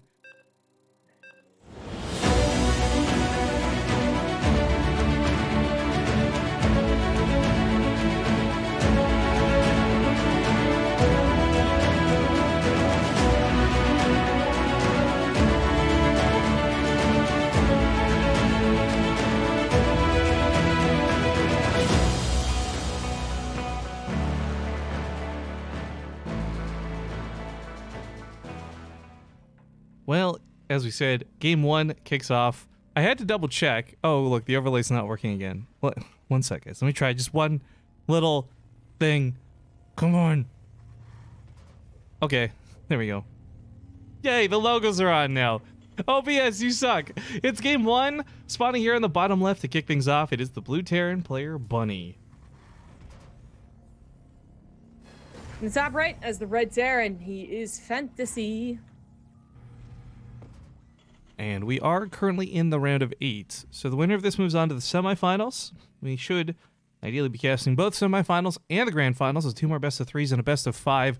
This week's Olimoleague has a $200 prize pool, and this tournament does not have any major sponsors. It is provided by the folks who contribute to the Patreon, and while BaseTradeTV sends out replays to its subscribers, we agreed not to for this tournament. That way there's more incentive to support the tournament itself. So, because people constantly ask, you get a lot of cool replays for subbing to the channel, these just aren't some of them. Right. But they're very accessible at like $2 a week, I think, or something like that. So. Also, if you guys did subscribe recently, don't worry. You can get replay packs from days you missed, like, for example, the BTSL Grand Finals.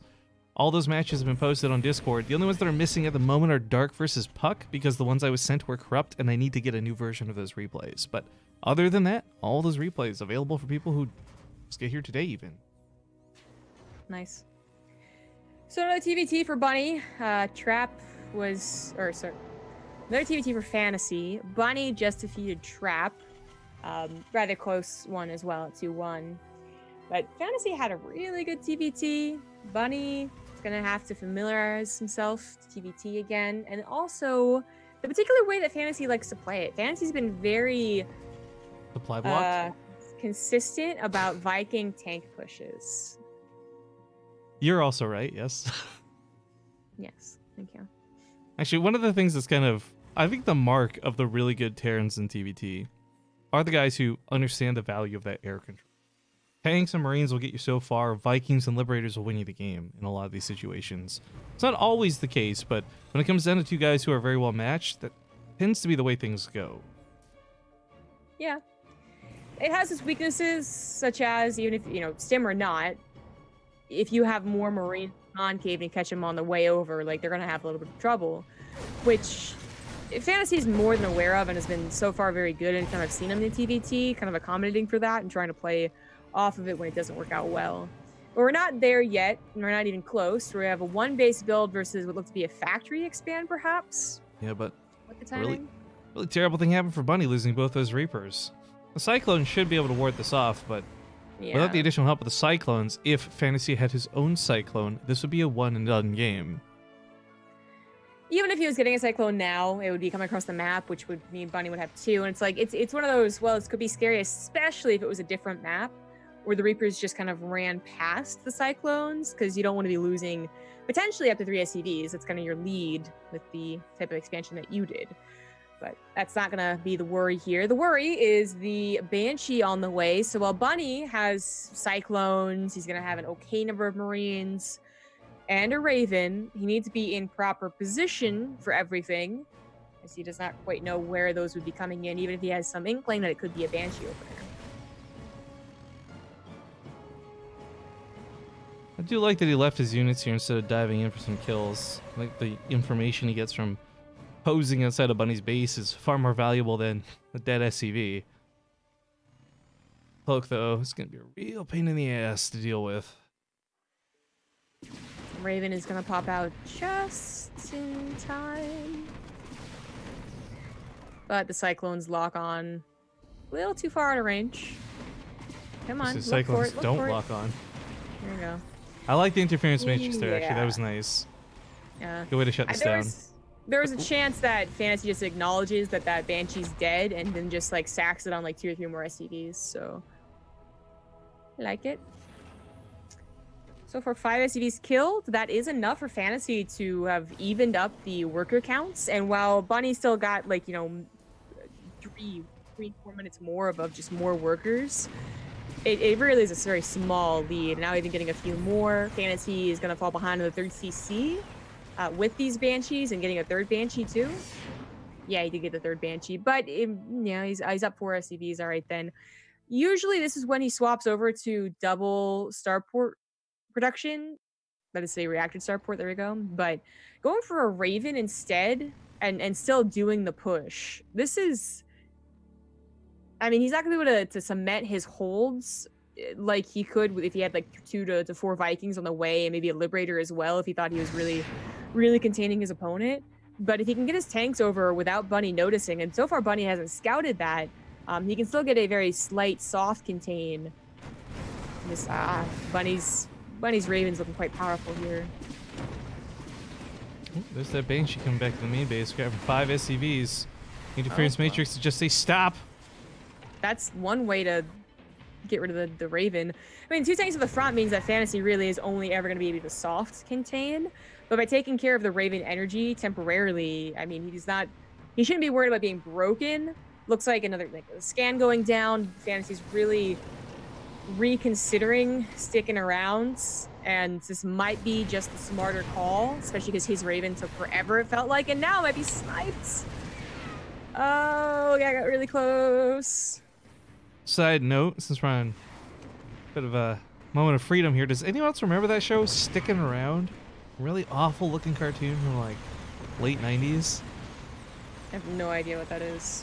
It's a kid's show, but these 2 Cyclones are pummeling away at what doesn't seem like much, but honestly, getting close to supply blocking Fantasy will really screw with his production. Yeah, that's not a lot of economy anymore with this Weasel not mining. He's going to grab a Viking to continue having the Viking lead. Bunny attacks into a 3rd CC that was going down on location. Should be able to lift, but Fantasy never brought his army back home. He lost the Raven, which feels like really just... It would help so much in general, but maybe not a base trade, I don't know. Depends on how the micro goes down, but damn, it really sucks that he lost that. Such a heavy investment. But it is a bit of a base trade. Very early on in the game, both lose their 3rd CCs. Actually, losing their natural as well. Bunny was really out of hand. Micro. I mean, the third CC for Bunny is kind of inexcusable. That should have been lifted. It was just Tank shooting, right? But base for base, it comes out ahead for Fantasy. However, he's not necessarily in a better spot. He's got no mining currently going on and no units to fight with. And without that money to build anything, all he's doing is being supply blocked. This feels awful. It's one of those games where he doesn't realize, like, yeah, it's inexcusable. It's not a wrong word to use. But in this specific case, focusing entirely on the micro has paid off quite well. Now, Fantasy is trying to come from behind, hoping to catch Bunny not paying attention, perhaps, and able to clean up what is only a very few amount of units. Yeah, but I think he would be able to.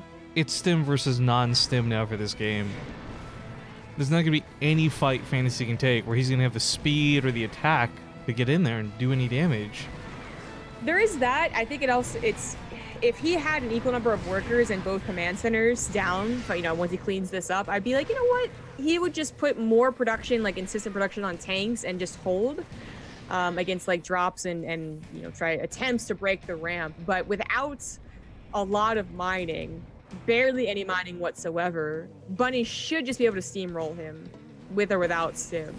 Yeah, actually, looking at the income graph, while all of this was going on, despite losing 2 full command centers, Bunny had more money coming in. Long distance mining works if you got enough SCVs for it. This attack in the middle is so uncomfortable. There's no combat shields, there's no stim. It's just so one-sided. That's game, guys. Bunny's got this. It is. GG. That's a pretty intense base trade, though, into some pretty cool situation, but... Alright. Oh, hello, Apollo. Nice of you to make an appearance today. And goodbye, Apollo. It was nice to see you. He's coming back in. He's at this. Hello. For those, I guess, who are new to the channel, that's Zombie Grub's cat Apollo, her inadvertent mascot, as he constantly tries to hog the limelight. This isn't my cat. What is this doing here? Yeah. Whose cat is this? Why doesn't it have a tail? Yeah. He's so cute without his little tail, though. He's got a little pom-pom. All right, well, that was just game 1. We still have another one to wrap things. It's the loser's pick, though, so we're waiting for the players to let us know. As far as the other series, I'm quickly checking to see if anyone has advanced to the actual semifinals yet. No, looks like a live... Wow, this is like, yo, it's all Terrans, actually. There's no not TVTs for the rest of the cast today. Because the top side, Alive waits to fight Cure or Keen, and the bottom side, Innovation waits to fight Fantasy or Bunny. Ha! We haven't had an all TVT semifinals in a while. It's almost an all TVT like round of 8, actually. Like, yeah, not quite, but almost. Zergs, all the Zergs got bopped. We didn't actually have super strong Zergs here, to be honest. Like, Impact lost to that guy we don't even know who he is, so that was kind of weird. He was our strongest Zerg that actually checked in because Solar didn't. You swapped me, by the way. No. Oh. I have to face Fantasy. Well, that's not going to bode well for Bunny's score. Right. All right, we'll see you guys on Blue Shift, game 2.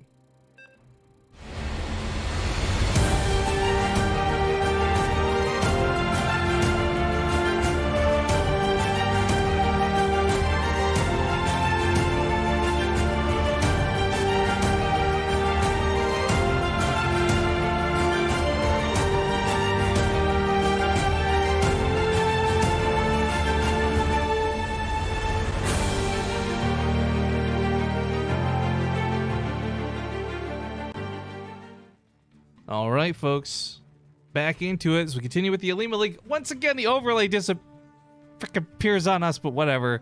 We're gonna roll with the punches. I'm too sick to deal with this. The bottom left, he is currently down. Wait, yeah, Fantasy lost, right? Correct.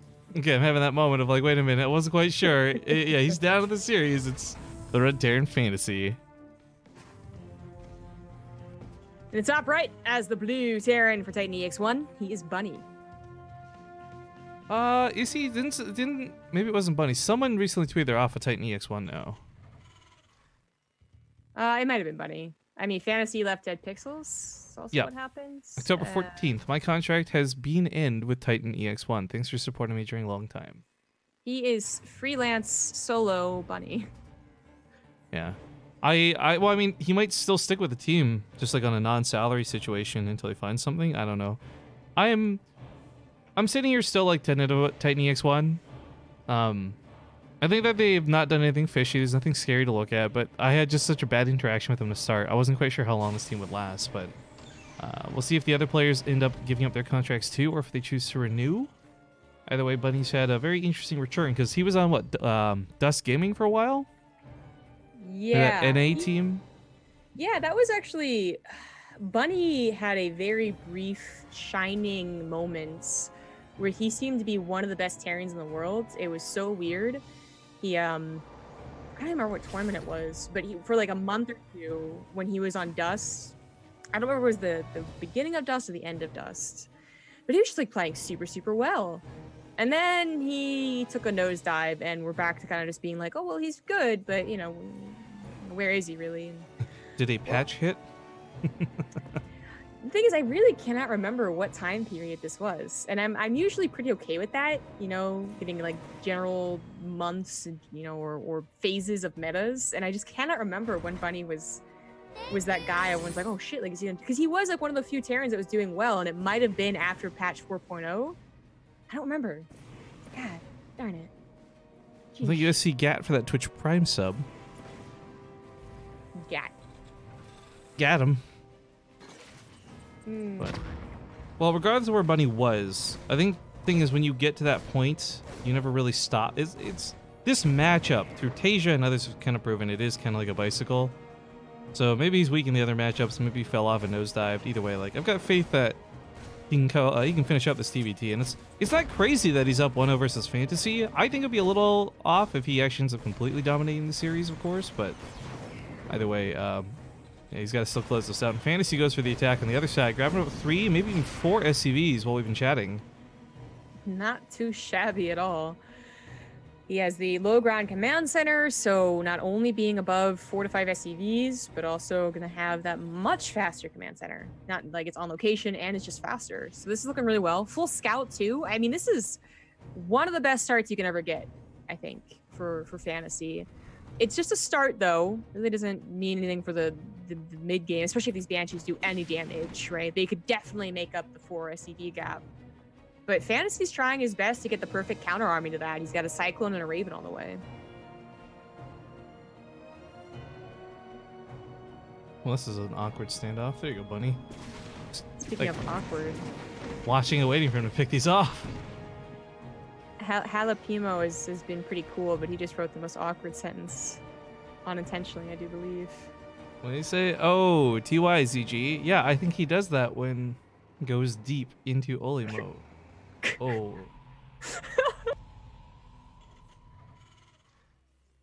Yeah, I'm not sure. I think Olivia or Olimoleague asks players to stop streaming at a certain point when it comes to their tournaments and getting deep enough into it. It's kind of the sentence he's trying to formulate, and I do believe is correct, but yeah. Yeah, I think that's what's been asked of them. There's multiple reasons why that sentence is awkward. Anywho. They called her Olimo on like the Pylon show too. I was like, oh no.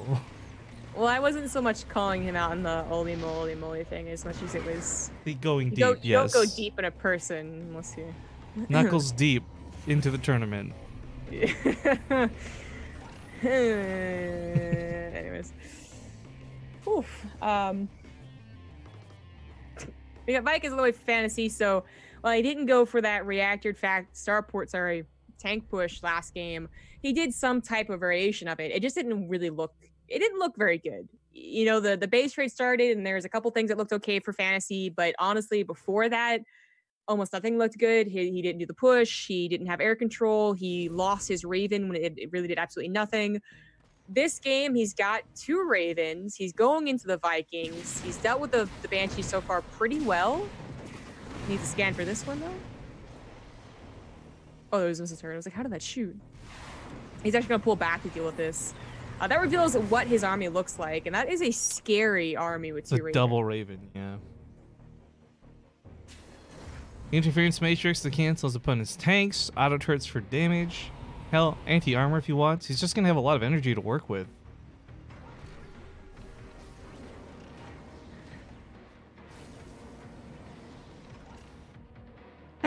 Bunny responds to the Vikings with his own Viking production. You don't necessarily need to win the air war, but it does make things easier for holding against this push.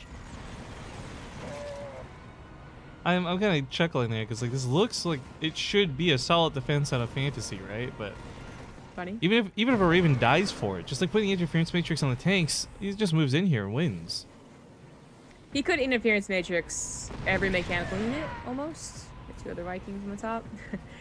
But he's not going to do that. He's also dealing with a bit of a counter, or run by, whatever you want to call it, with Cyclones. The drive by, I guess, that's what it would be. One interference matrix just to move your tanks forward is definitely a good move. It's very patient of Fantasy to do this, but this patience isn't really wearing off. He's going to lose his entire natural mineral line. The Liberator comes in too, which was a great idea. Draws the attention of the Marines. The tanks almost survived the attack. He's got to go in before the interference matrix wears off, though. Yeah, that didn't end. Okay, so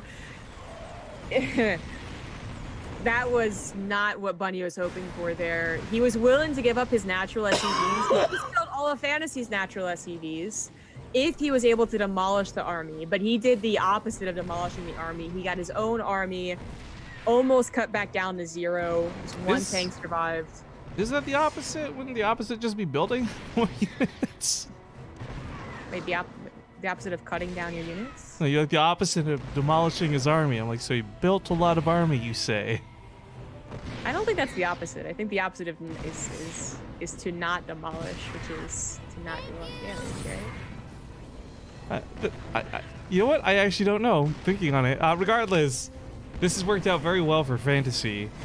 The tanks are repositioning desperately, and they need to because that command center is so close to dying, frankly. If that died, this would have been a huge game over moment for Bunny, but he comes in here to wipe this out, and I think there's so few left.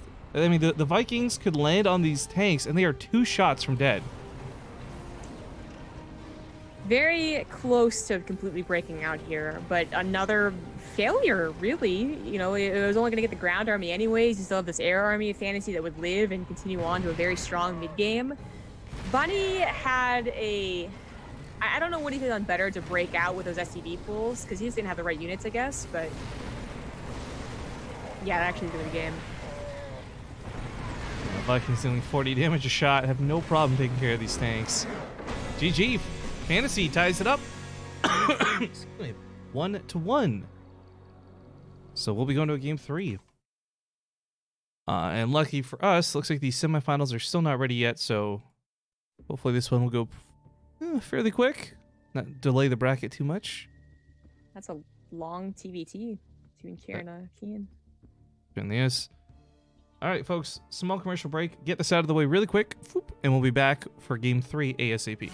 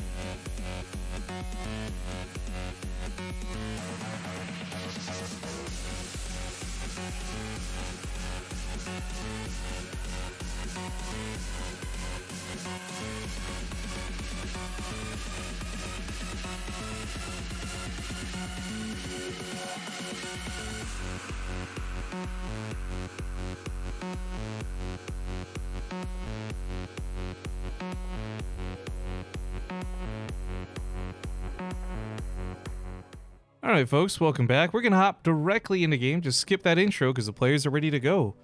With things tied up 1-1, that makes this the ace match. And in the bottom left, looking to go on to those semifinals, we have the blue Terran player, Fantasy. The top right is the red Terran. He is Bunny.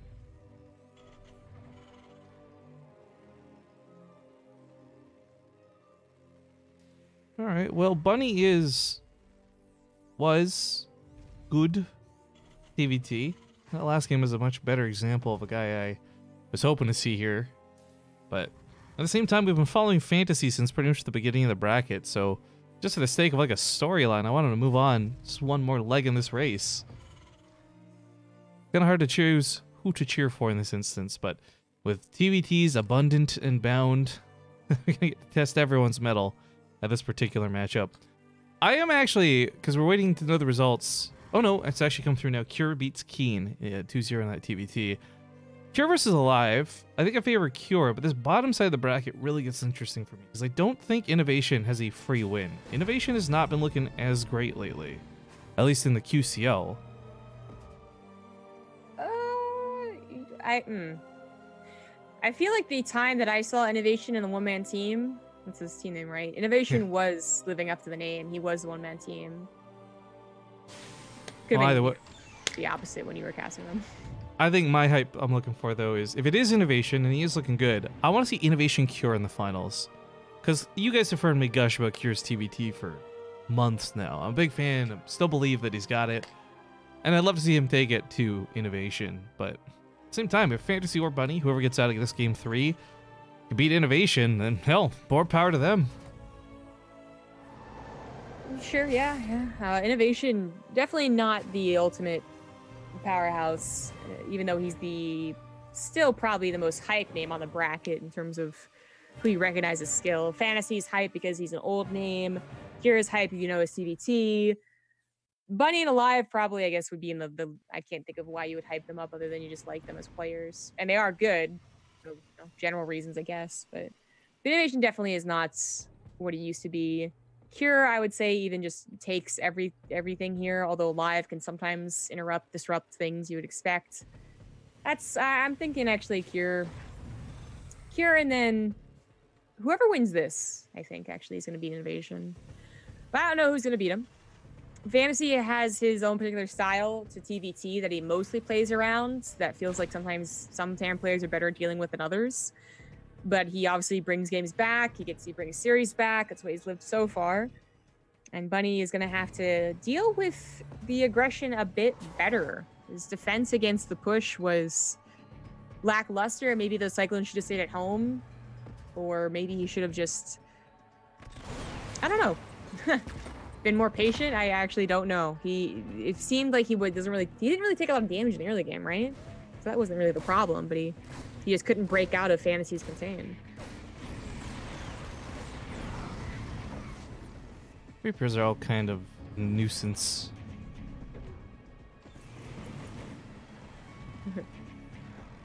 But looks like cleared up, and Bunny with the possible powerhouse attack. It's come with a medevac, which is very different. Perhaps looking just to lift over into the main base or something. Maybe just for heals. Drops. They can be tough to deal with. They can also be great defensively. I guess, yeah, taking a fight around here, elevatoring up after a quick victory on the ledge could go a long way.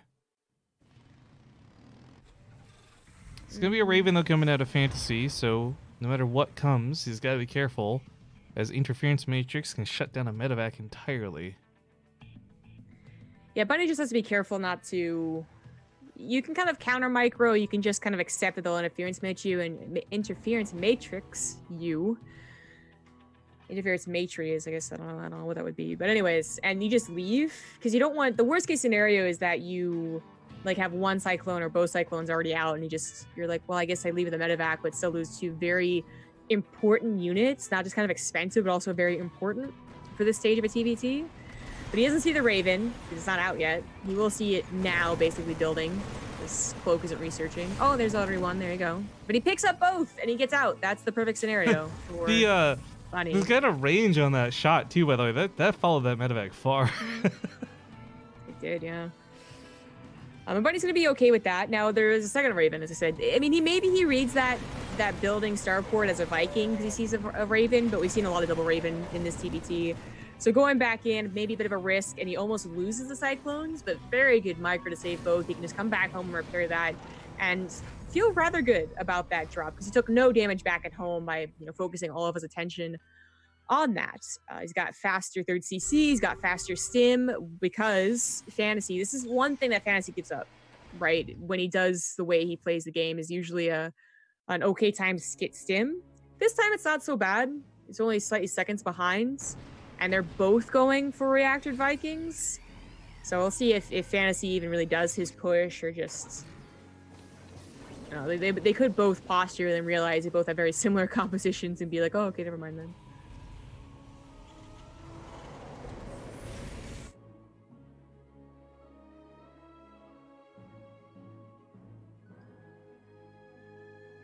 Alright, you guys are missing out on me dying off mic. Feels great. It's a little awkward. The Raven flies a little too close to the sun. Almost gets sent off by the Vikings. Does get its anti-armor. But ooh. Who comes out ahead from this? We still got the two Cyclones and the medevac, but Bunny once again choosing to counter with them. I don't want to say that was the reason he couldn't break out of Fantasy's contained last game, but it felt like maybe they could really help. Really help, because he's going to try and break him as soon as possible. One thing isn't even going to siege up, which might actually be a better thing. It does a lot of DPS here. He's able to microwave from the SCVs. 14 go down, but the entirety of Fantasy's army does die for that, including his air army. Yeah. 2 Ravens down. That's something that could have had a lot of longevity in this game. I think if you're going to make a sacrifice on that scale, it's got to be worth. On the other side of the map, by the way, Buddy's gone for a drop. He's going to snipe off Stim. Nice. Ooh. And get some SCVs with this, too. It's a little trade-off here. There's the lock-on. Once he takes out the Viking, he can get out of here with the medevac pretty easily and head on down even to the third base if he'd like. Vikings not going to get the medevac, but the medevac lives. And right now, the third CC is not going to be able to produce until he takes care of it. Bunny is initiating an immediate counter, which is a very good move because the trade-off was Fantasy not having much of an army. Losing a tank is, well, that's game-ending. GG.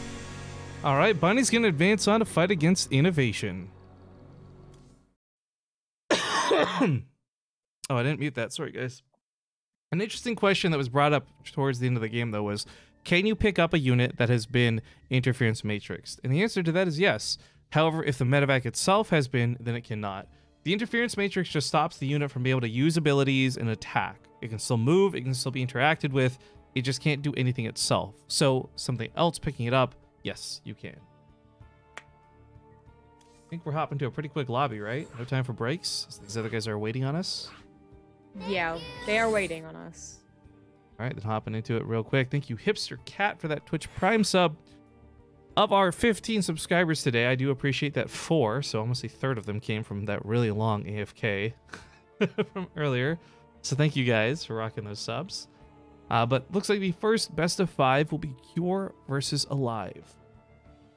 It's not best of 5, excuse me. Best of 3. The semifinals. The grand finals is a best of 5. This is... Correct. Looks like we'll cast this, then there'll be Innovation's time to shine. Oh, I'm so sick of being sick. All right, we'll see you guys on Blue Shift.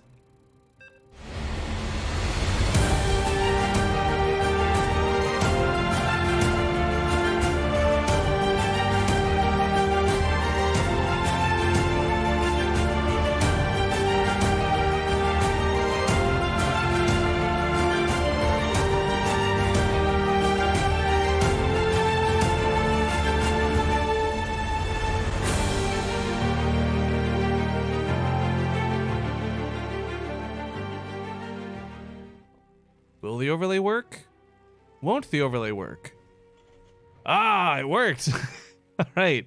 Game number 1. Another best of 3. Another TVT. You guys are watching the Olimoleague. Spawning here in the bottom left, though, a brand new set of players. One of them is, of course, the Red Terran Alive. In the top right, as the blue Terran, he is Cure. You know, it's interesting you had brought up the past of Bunny in that previous series, because Alive also, at a rising time last year, probably, I want to say like around Christmas, winter at least, Alive was kicking ass. He was being heralded as possibly another Horseman of the Apocalypse, or whatever the phrasing is. Like, he was looking so good. And I'm not sure what's happened with him. He's also just kind of slumped or fallen off. Like, he plays in a lot of stuff. He doesn't do poorly, but he doesn't do well. I think it was actually 2 years ago that he was almost heralded as the fourth Apocalypse, because Beyond was also like going down, and Alive was like, it was kind of a perfect scenario. And then he lost, the GSL never recovered. And then this year's winter, so 10, 11 months ago, whatever, yeah, he was once again on his way up and up, and it feels like that's his time to shine. I don't know, maybe he likes the cold better, or maybe he gets a good vacation and comes back fresh. I don't know. But then he dips down for summer, so he's the, I don't know. What is Tasia known for, the summer or the winter? Clap. Clap? Huh? That's what Tasia's known for, the clap. Oh. And not like the clap, but the Tasia clap. I'm like, I could take this multiple ways, but I'm gonna... Yes, he is known for the Tasia clap. Yeah, you do you, no shame.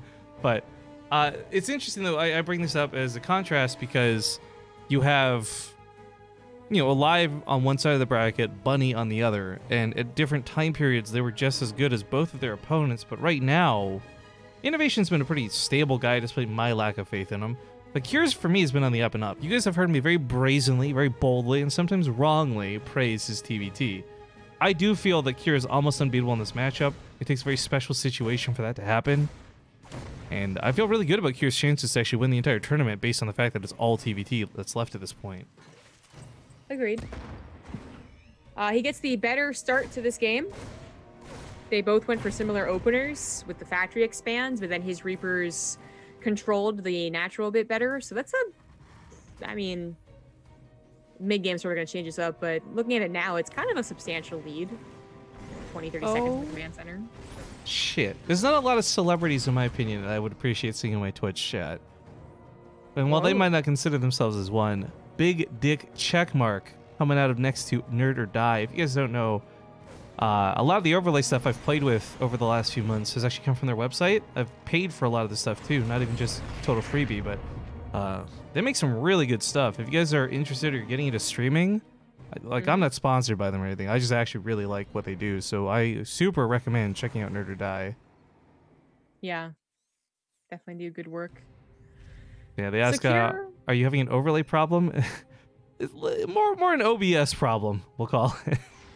Yeah.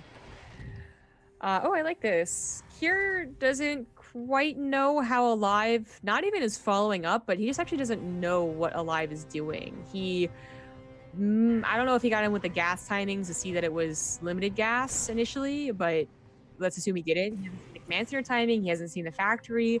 He doesn't know what the follow-up would be, even if he saw all those things. And we know that it's actually going to be double cyclone follow-up, so it's very important, especially if this is going to be like more cyclones, right, that a bunker was made. So Cure playing quite appropriate, maybe like a little safe, but definitely appropriately safe, and getting a bit of a lead because of all the things that have happened. He traded out 1-1 with the cyclone. He got the delay in the command center. He is going for tech over production, though, something he's going to scout right now. See that it was only 2 cyclones. We're on our way to barracks. That's a really nice scout for both players. Actually, did Alive's unit see all the production? It did. So it saw that it was a Banshee. That's why missile turrets are on the way. Really nice scouting for both players.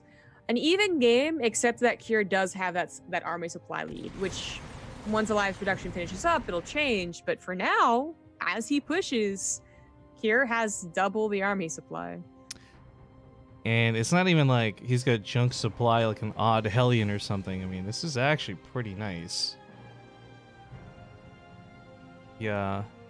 Banshee's either going to cause, like, even with the missile turret up, you hold position like right over here, you still get a lot of kills, forcing Alive to respond. And if Alive has to respond, then while, yes, his Cyclones could maybe tussle with this tank, he's not going to have anything to tussle with the Marines. At least he started building a bunker. That'll buy some time. And at least he saw the army moving forward, so he knows not to stick around with the Cyclones too much in the main base, as he just grabs that Banshee pretty quickly. All the bunker was such Cyclones a are far pulled. out one. Jeez. The tank sieges up perhaps a little unnecessarily. The tank kind of trumps these Cyclones in this situation. The leapfrog to bring them in too, and there's a lot of Marines to cover anything in that dead zone, so you can't even walk right up to the tanks. This is tough. Alive is going to be on a really hard defense here. He just needs... I mean, just is a bit strong. If he could buy a minute, his production will eventually be enough that, like, he pulls the SCVs, gets a concave. He should be able to break it without a devastating loss, or rather, like, a decent counter, I guess. But he is not getting that minutes. The I like Banshee this. comes forward to have damage, potentially. Yeah, but he targets the missile turrets so the Banshee can do that. No, she doesn't, unfortunately, but... and the scan goes down, but man, that was a cool move out of Cure. Unfortunately, I think he was looking elsewhere. Maybe at home, maybe his macro. He missed the opportunity to fully take advantage of it. Ooh, this is a nice move. Picking up the drop.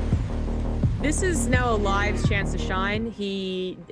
That wasn't ideal because he was down in workers. He lost workers, a ton of them. He did it before +1 was done, just barely. That wasn't ideal, but it's still the same scenario where his best bet is a counter and either, just have more army or just be able to find Cure out of position.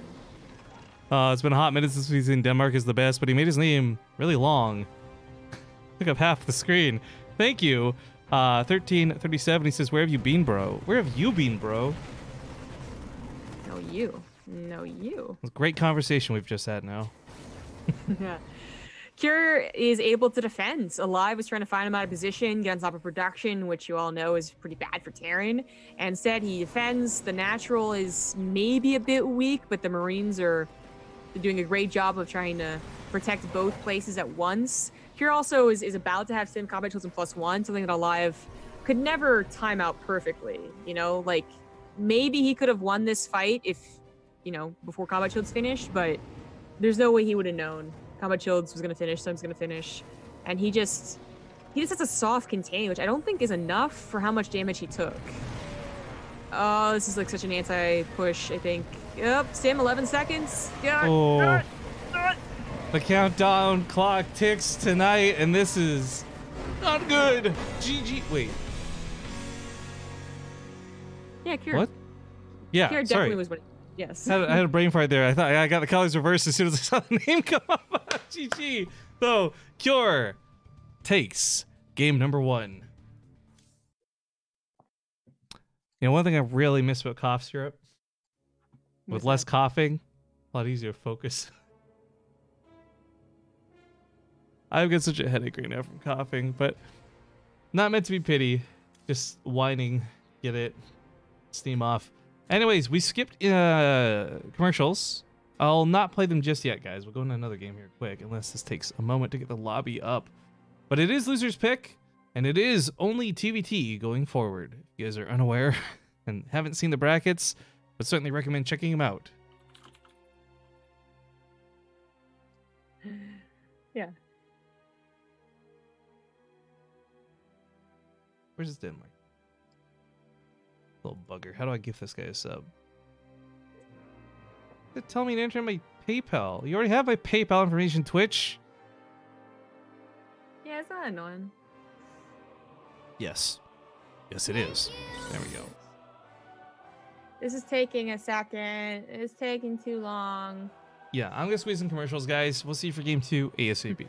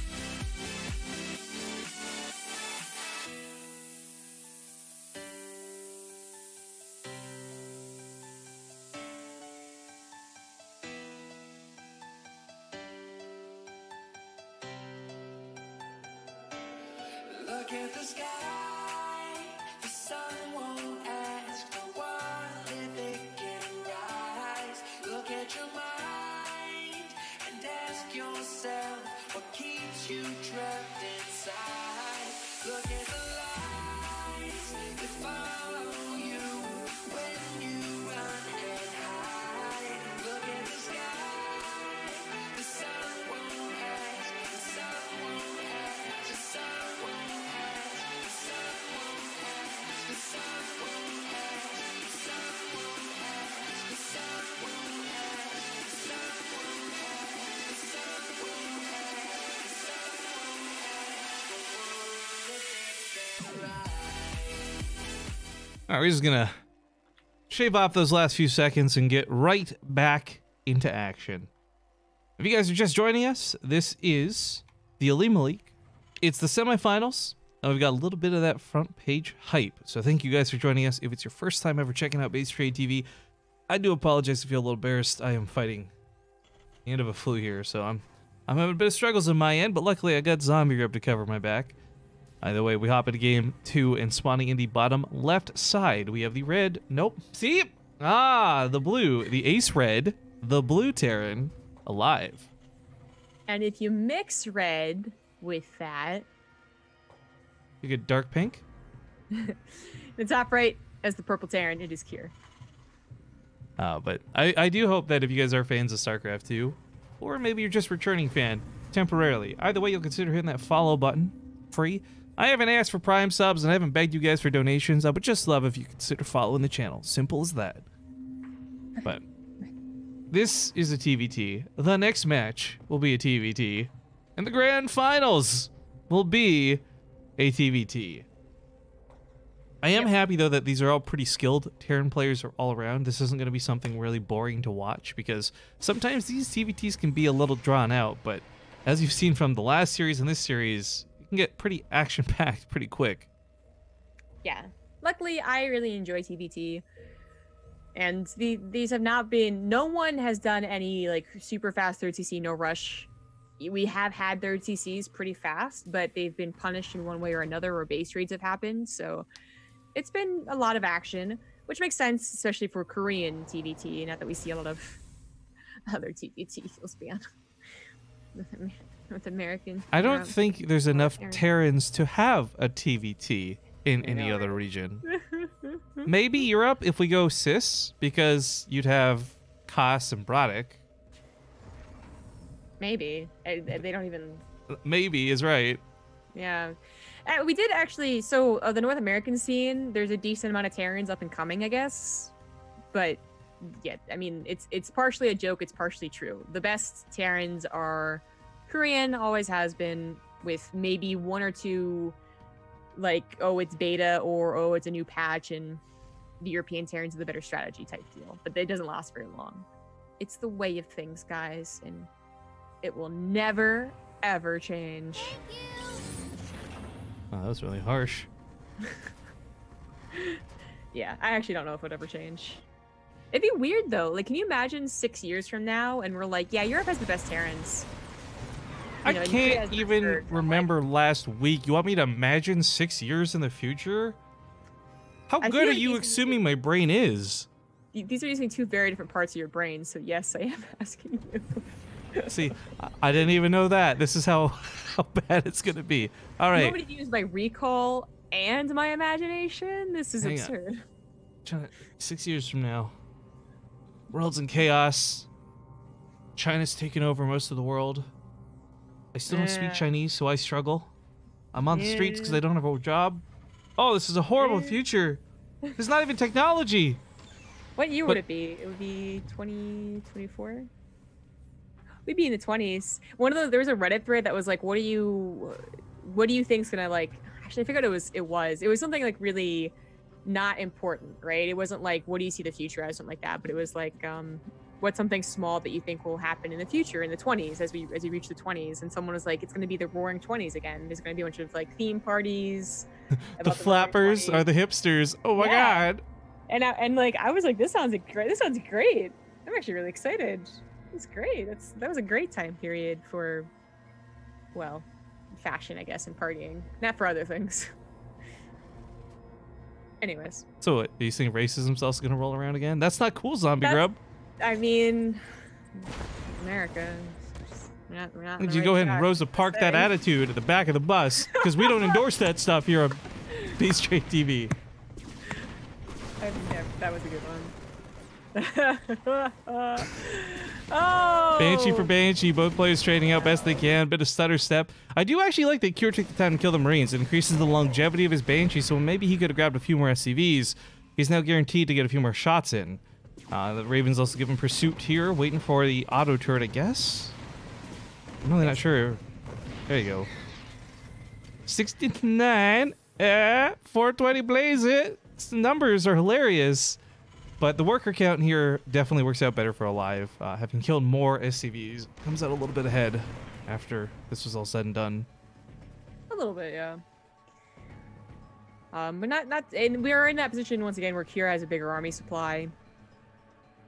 So he could move across the map and probably contain a little.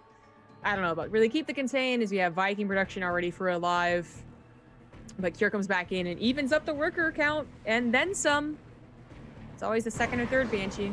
Yeah, and Rifkin's really good at observing. He was. Yeah.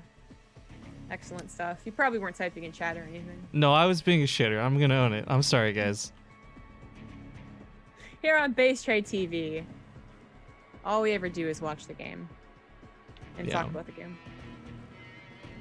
I don't know, dude. I'm having such a hard time focusing today. Like, genuine apologies to everybody, but no excuse. There's a lot of energy in this Raven. Almost enough for 2 interference matrices. Possibly push up the ramp with that. Or an auto turret just to distract with some good damage. Nope, it's an interference matrix. Wait, does he win with this? I mean, he does a lot of damage with it. I thought the tank's gonna go no faster. He's not in the dead zone of the tank. Yeah, he doesn't finish off the tanks either. The Vikings land. They kill the backside. 15 workers die, though. I mean, so he doesn't win the fight, but I think he's winning the war on this one. Yeah, I think so. I mean, I truly thought the tank's gonna die, or that they would be in the dead zone, but 15 SCV is still absolutely worth it. Cure has a decent army for any potential counter because he killed so much of the army. Alive would just be coming over with very slow units, Vikings and tanks, which are great in combination with each other, but also risky to send across the map. And he just has to, I mean, he just has to accept it. The only thing he has going for him, okay, he has faster barracks production, but he doesn't even have an upgrade on the way. It feels pretty all in what he's doing right now. And I actually really like what Cure's doing. He's just going to meet him in the middle, force him to siege up, buy time, something that Alive does scan. Or he's just going to take the engagement over here, where at least, you know, if he loses it, he has a high ground to run back to. The Viking fight should have favored Alive, I feel, going into this. Unfortunately, though, this kind of patters out to where Cure's reinforcements will probably work out better for him.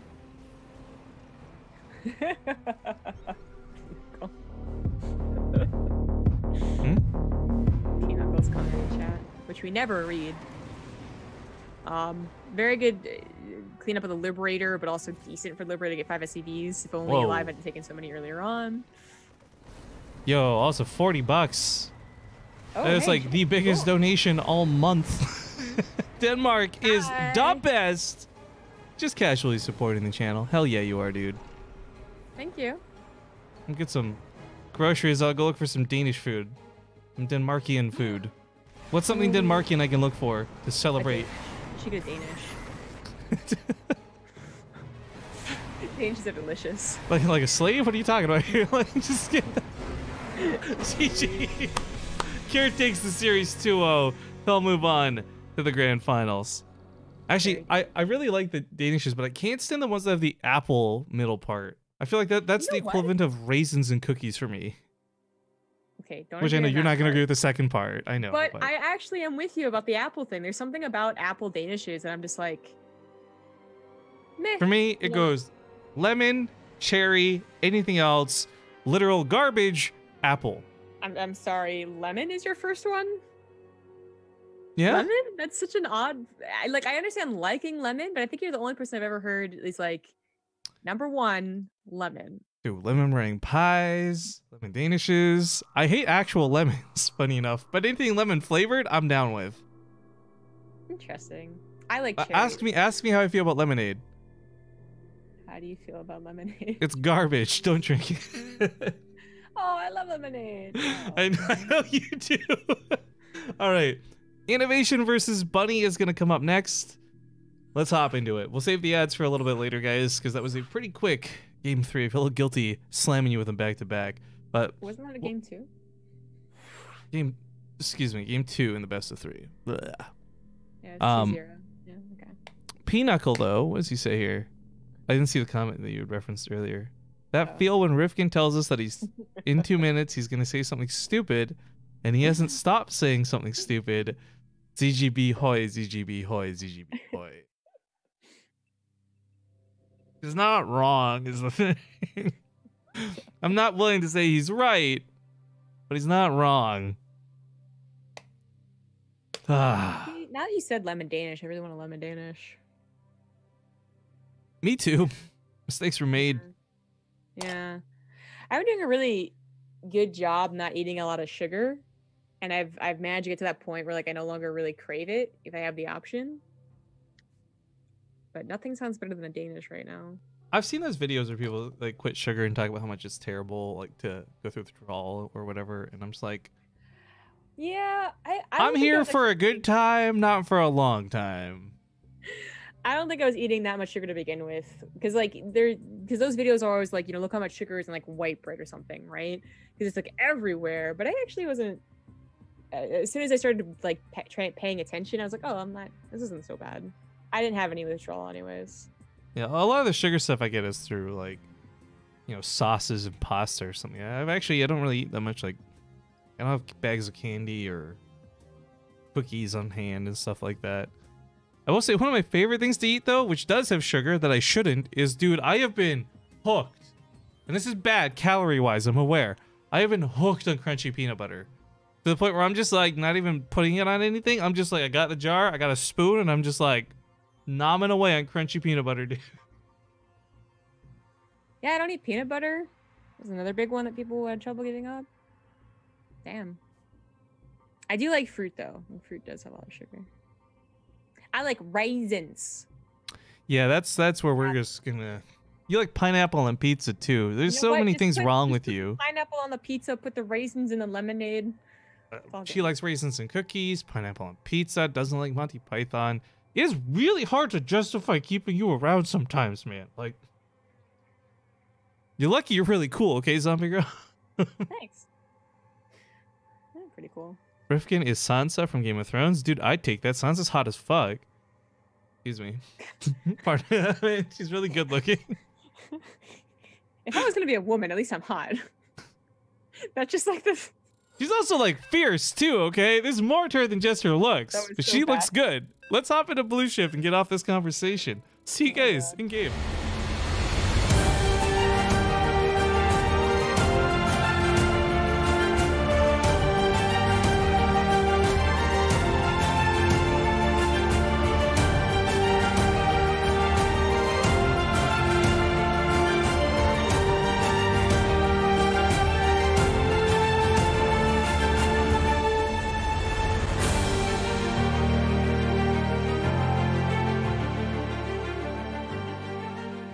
All right, it is a brand new.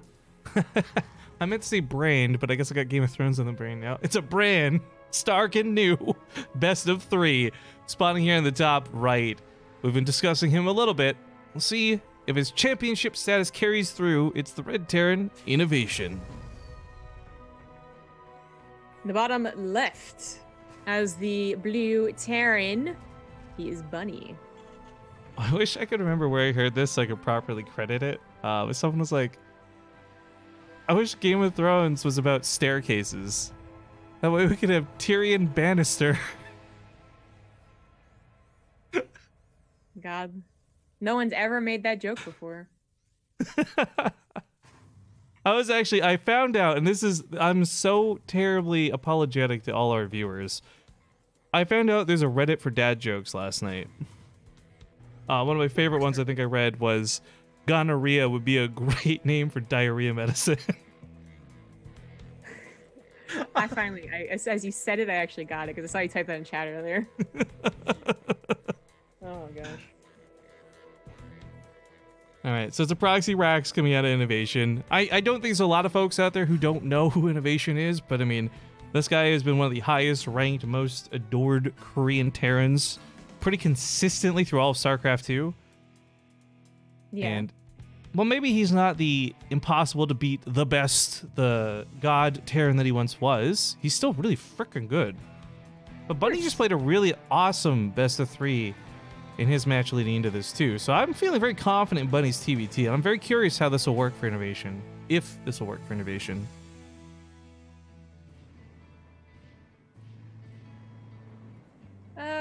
It seems like it's not going to do too much considering the opener that Bunny chose was quite good against this.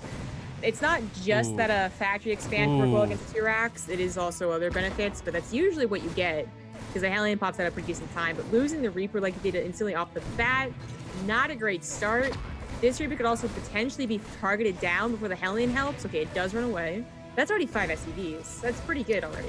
Yeah, and he's... I think the grenade just screwed him, to be honest. If he had killed that Hellion, this is like such an easy mode win. But the Hellion, granted, survives. It's getting repaired up. 7 SCVs in the holes. Not good for Bunny, but Innovation, he's feeling great. He's still pumping out 2 Reapers at a time. Now, it's tough here because the grenades will disrupt any shots and push back SCVs, but Hellions have got a lot of bonus damage versus these Reapers. At the moment, they're out of combat, trying to heal up. They're gonna get their shots, not quite slaying the dragon. They are still picking off SCVs. There's a dead Hellion. There's another dead Hellion. And that's probably a dead Bunny to go with it. Yeah, that is a little shocking. You know, it snowballed. That's what T-Rax Reaper does best, I guess. But I wasn't thinking it was going to be that bad.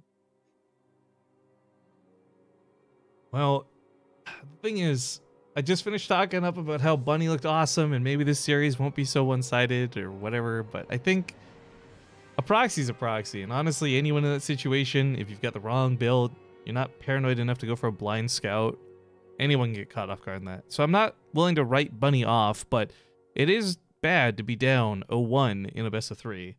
And of course, as far as the grand scheme of the tournament goes, again, there's $200 up for grabs for this weekly tournament. And while prize money is good, there's also the added element of the point system. And if you win the finals, semifinals, whatever the case is, you get more points, you get a better invite slot to the monthly finals, which has over twice this in prize money. Which also, the schedule, I think, I don't know if it's been publicized or not. They are trying to squeeze in the full month of Olimoleague before the everyone leaves for BlizzCon, so I will hopefully have that updated on our schedule sooner rather than later, guys, but I know I've been pretty terrible about updating our schedule in general, so my bad. Yeah. People are going to be away the week of BlizzCon for some reason. Who knows? No, it's been publicized on Reddit. There's a community summit happening. No one's... Yeah, but you don't know who's going. Okay, that's fair. I probably should have played the intro. Dying.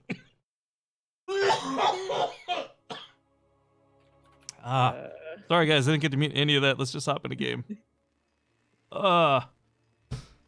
Get your flu shots. Believe in the power of vaccinations. And let's talk about game number 2. Spotting in the upper right, he's blue, but not because he's feeling sad. He is Innovation. In the bottom left, he's red. Not because he's angry. It is Bunny. He's red, but it's only because he was dead. It's all that blood all over his clothes. I mean, I really don't want to see Bunny go down 0-2. I really don't.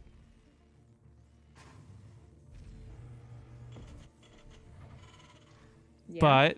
But I was this kind of the opening. Get your opinion in there. But I agree. If he does die, it's not crazy.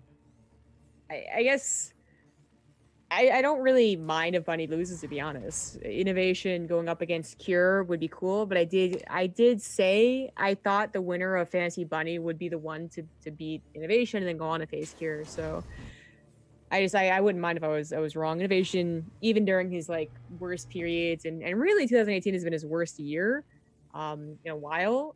like consistently unable to grab GSLs, or at least in the past, he was able to go deep in at least one GSL of the year and make it to BlizzCon. It's been a bad year for him. Yeah. I still like him, the Terran, a lot.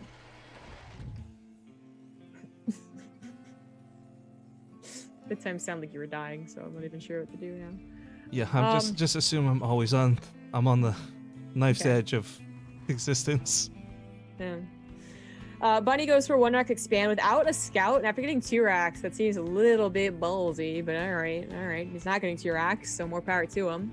Innovation goes for factory expand himself. Perhaps fearing the revenge 2 racks, perhaps just wanting to get an earlier factory.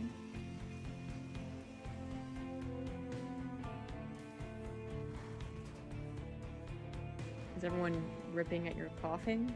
I'm assuming so, as I see a lot of Fs come into the Twitch chat. I was dying pretty badly there. Shout out to Zombie Grub again, quite the trooper. You guys, I'm pretty good at muting the stream for most of you, but she unfortunately doesn't get the glory of the mute button. I like how Matt 500 yells at you to drink lemon and honey. Like, is that the first time you've ever heard that, Rifkin? Probably is. You should probably do it. You know what? I was thinking, and this is kind of crazy, right? Because everyone's got their home remedies. No one's ever told me this, though, so I don't know if it would work or not. I was thinking I should drink a lot of water. Is that crazy? You probably, I mean, it's not the craziest thing I've ever heard, but like, I don't know. Maybe you should just like jug? Maybe you should just, actually can't think of the word right now. You should just go ahead and drink a bunch of soda is what I'm trying to Were you get gonna at. say chug? Is that what you're aiming for? Oh, that's what I was thinking of, chug. I was like, jug? Gug? Guggle? No, Girl, these are all wrong. you got some nice chugs, you know what I'm saying? You drink water real good. Oh, God. Yeah, and the other part too I was kind of thinking about, but I don't know if this has been published in a medical journal or anything, but some rest. I think some rest would go well with a lot of water. Although I say this sarcastically and kind of like to be a little shitty, but the thing is I've been doing just that. I've been drinking lots of water, I get lots of rest, and I'm still goddamn sick, and it's been 2 weeks, and I'm sick. I know, like, Matt 500 is a good guy, actually. Sorry, I'm making fun of you a little, but it is the most, like... Rifkin is not, like, you know, guys, I'm just... No, I don't want to accommodate my lifestyle. I'm going to continue eating out of the jar my crunchy peanut butter and down in my sodas. You know what, though? Here's the thing.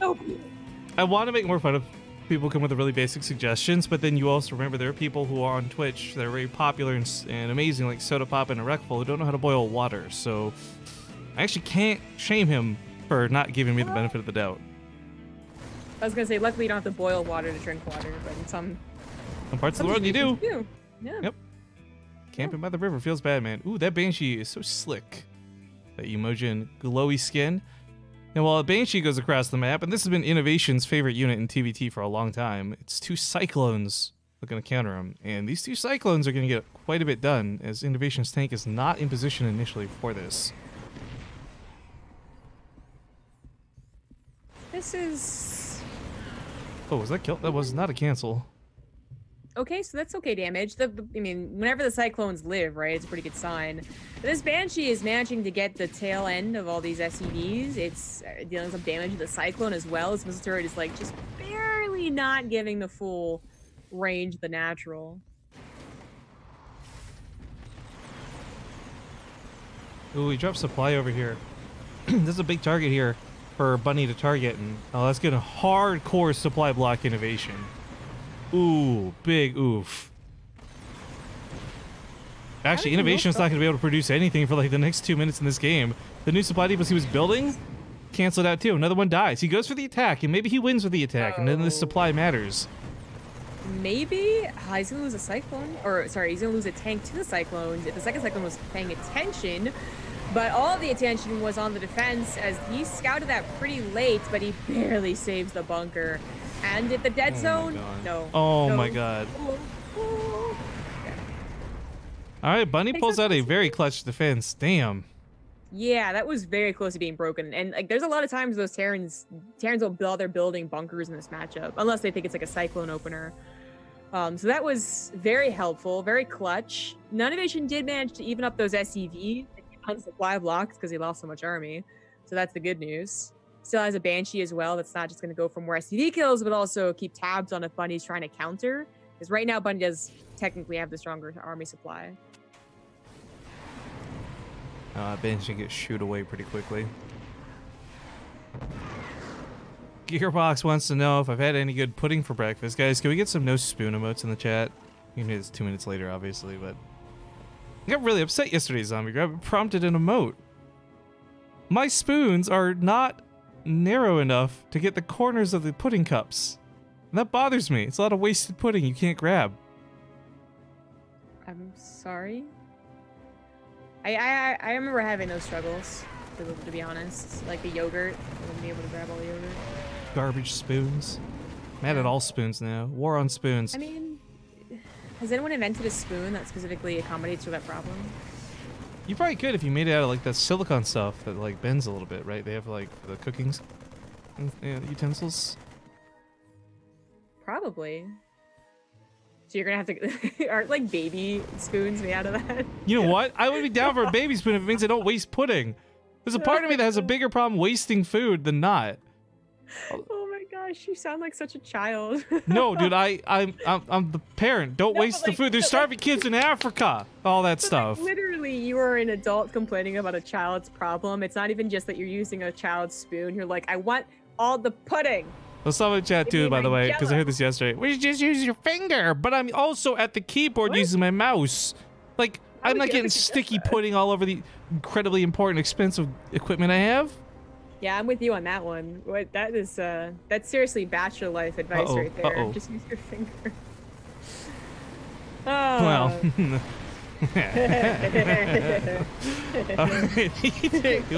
That was childish. The tanks do hold the line on the front side for innovation, but the Vikings have got nothing to contest them. An auto turret comes down, it's a good amount of damage, but he can't save these Ravens. I think innovation's a little bit SOL, man. Like he had, I guess, an okay defense, but finding himself a little out of position, being a little out microed. It was at a time where he was trying to take that command center, so it was just like a really awkward time. This is maybe snowballing a little too much, because at the end of the day, he's at least going to be contained back in his natural, as Bunny has a third CC down location, mining. I don't think innovation can break out of this without too much lost. Raven gets picked off, tank gets taken out, Viking comes down to help, tries to focus fire on the tank at the last second, but here comes a Liberator to do the job for him. Vikings do appear for innovation, and it's a bit of a back and forth that will eventually end up with innovation cleaning things up, but that's not enough. He's lost 26 SCVs. Yeah, he doesn't have that strong of an army. Fourth base and 62 SCVs for Bunny gives him a very strong economy. Oh, and innovation almost lost his third. Barely getting the SCV to repair that. That's a big yikes for me. So here's the question, and the memers in the audience watch my mouse movements, but is this loss? Is this loss? I think innovation is probably very much behind to the point where I don't see recovery. But for me, you know what? Part of this goes back to not that attack just now, but all the way back to like the supply depots he lost this game. 7 supply depots died really early. Some of them had supply dropped on them. Like his supply was always going to be hindered compared to Bunny's just due to that attack early with the Cyclones. Oh my god. No, I agree with you. Sorry.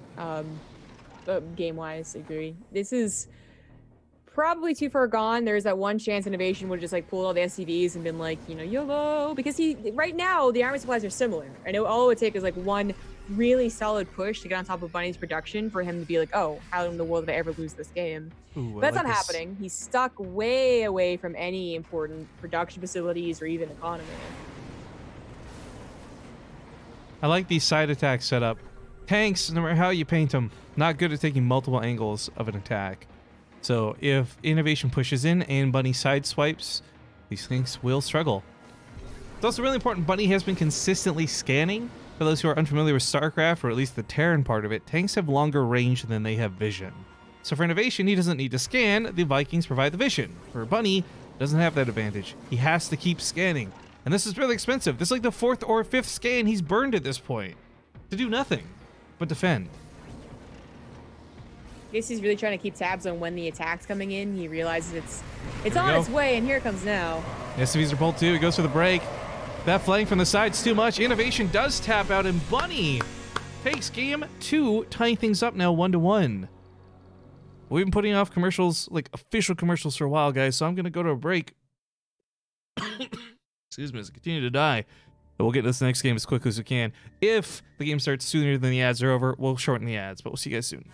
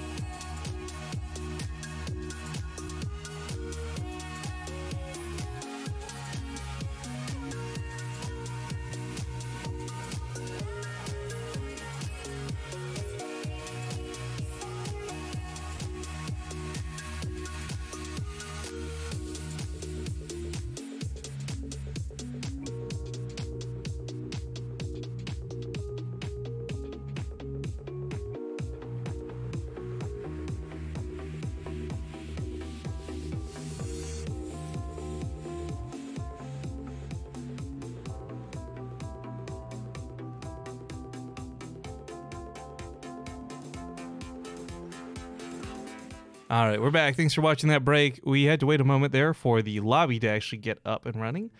And I saw an amazing tweet during the break I want to share with you guys.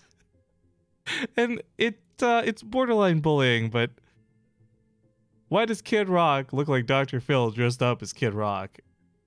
God damn. Aging is brutal. Someone even, below, photoshopped Dr. Phil. Oh my god, it looks the same.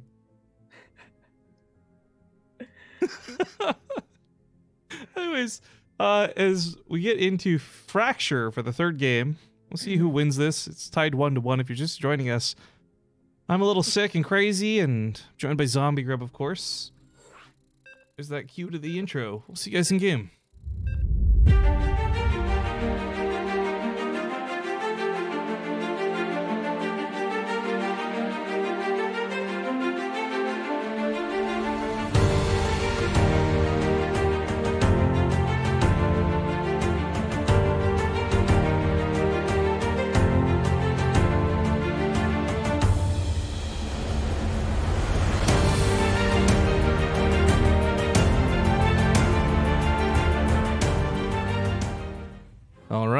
As we had mentioned, things have been tied up 1-1. Spawn here in the top left, repping that O Gaming tag.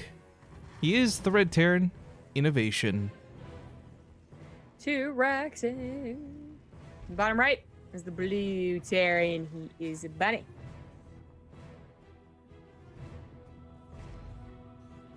All right. 2 Raxing worked out really well for him in game 1 in the series. See how committed this is. It's not often you'll be as committed as we saw him go. Like, a lot of times, this is fine to actually abandon ship after just getting the first couple out. It works so well against a build that kind of, especially if you scouted at all, like USCV scout, or like your Reaper sees a producer or something like that.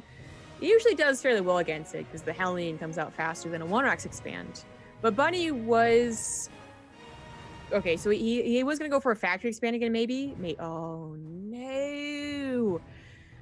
I mean, at least he didn't go for 1-Rax expand, but not scouting when you go for the SCV scout sucks.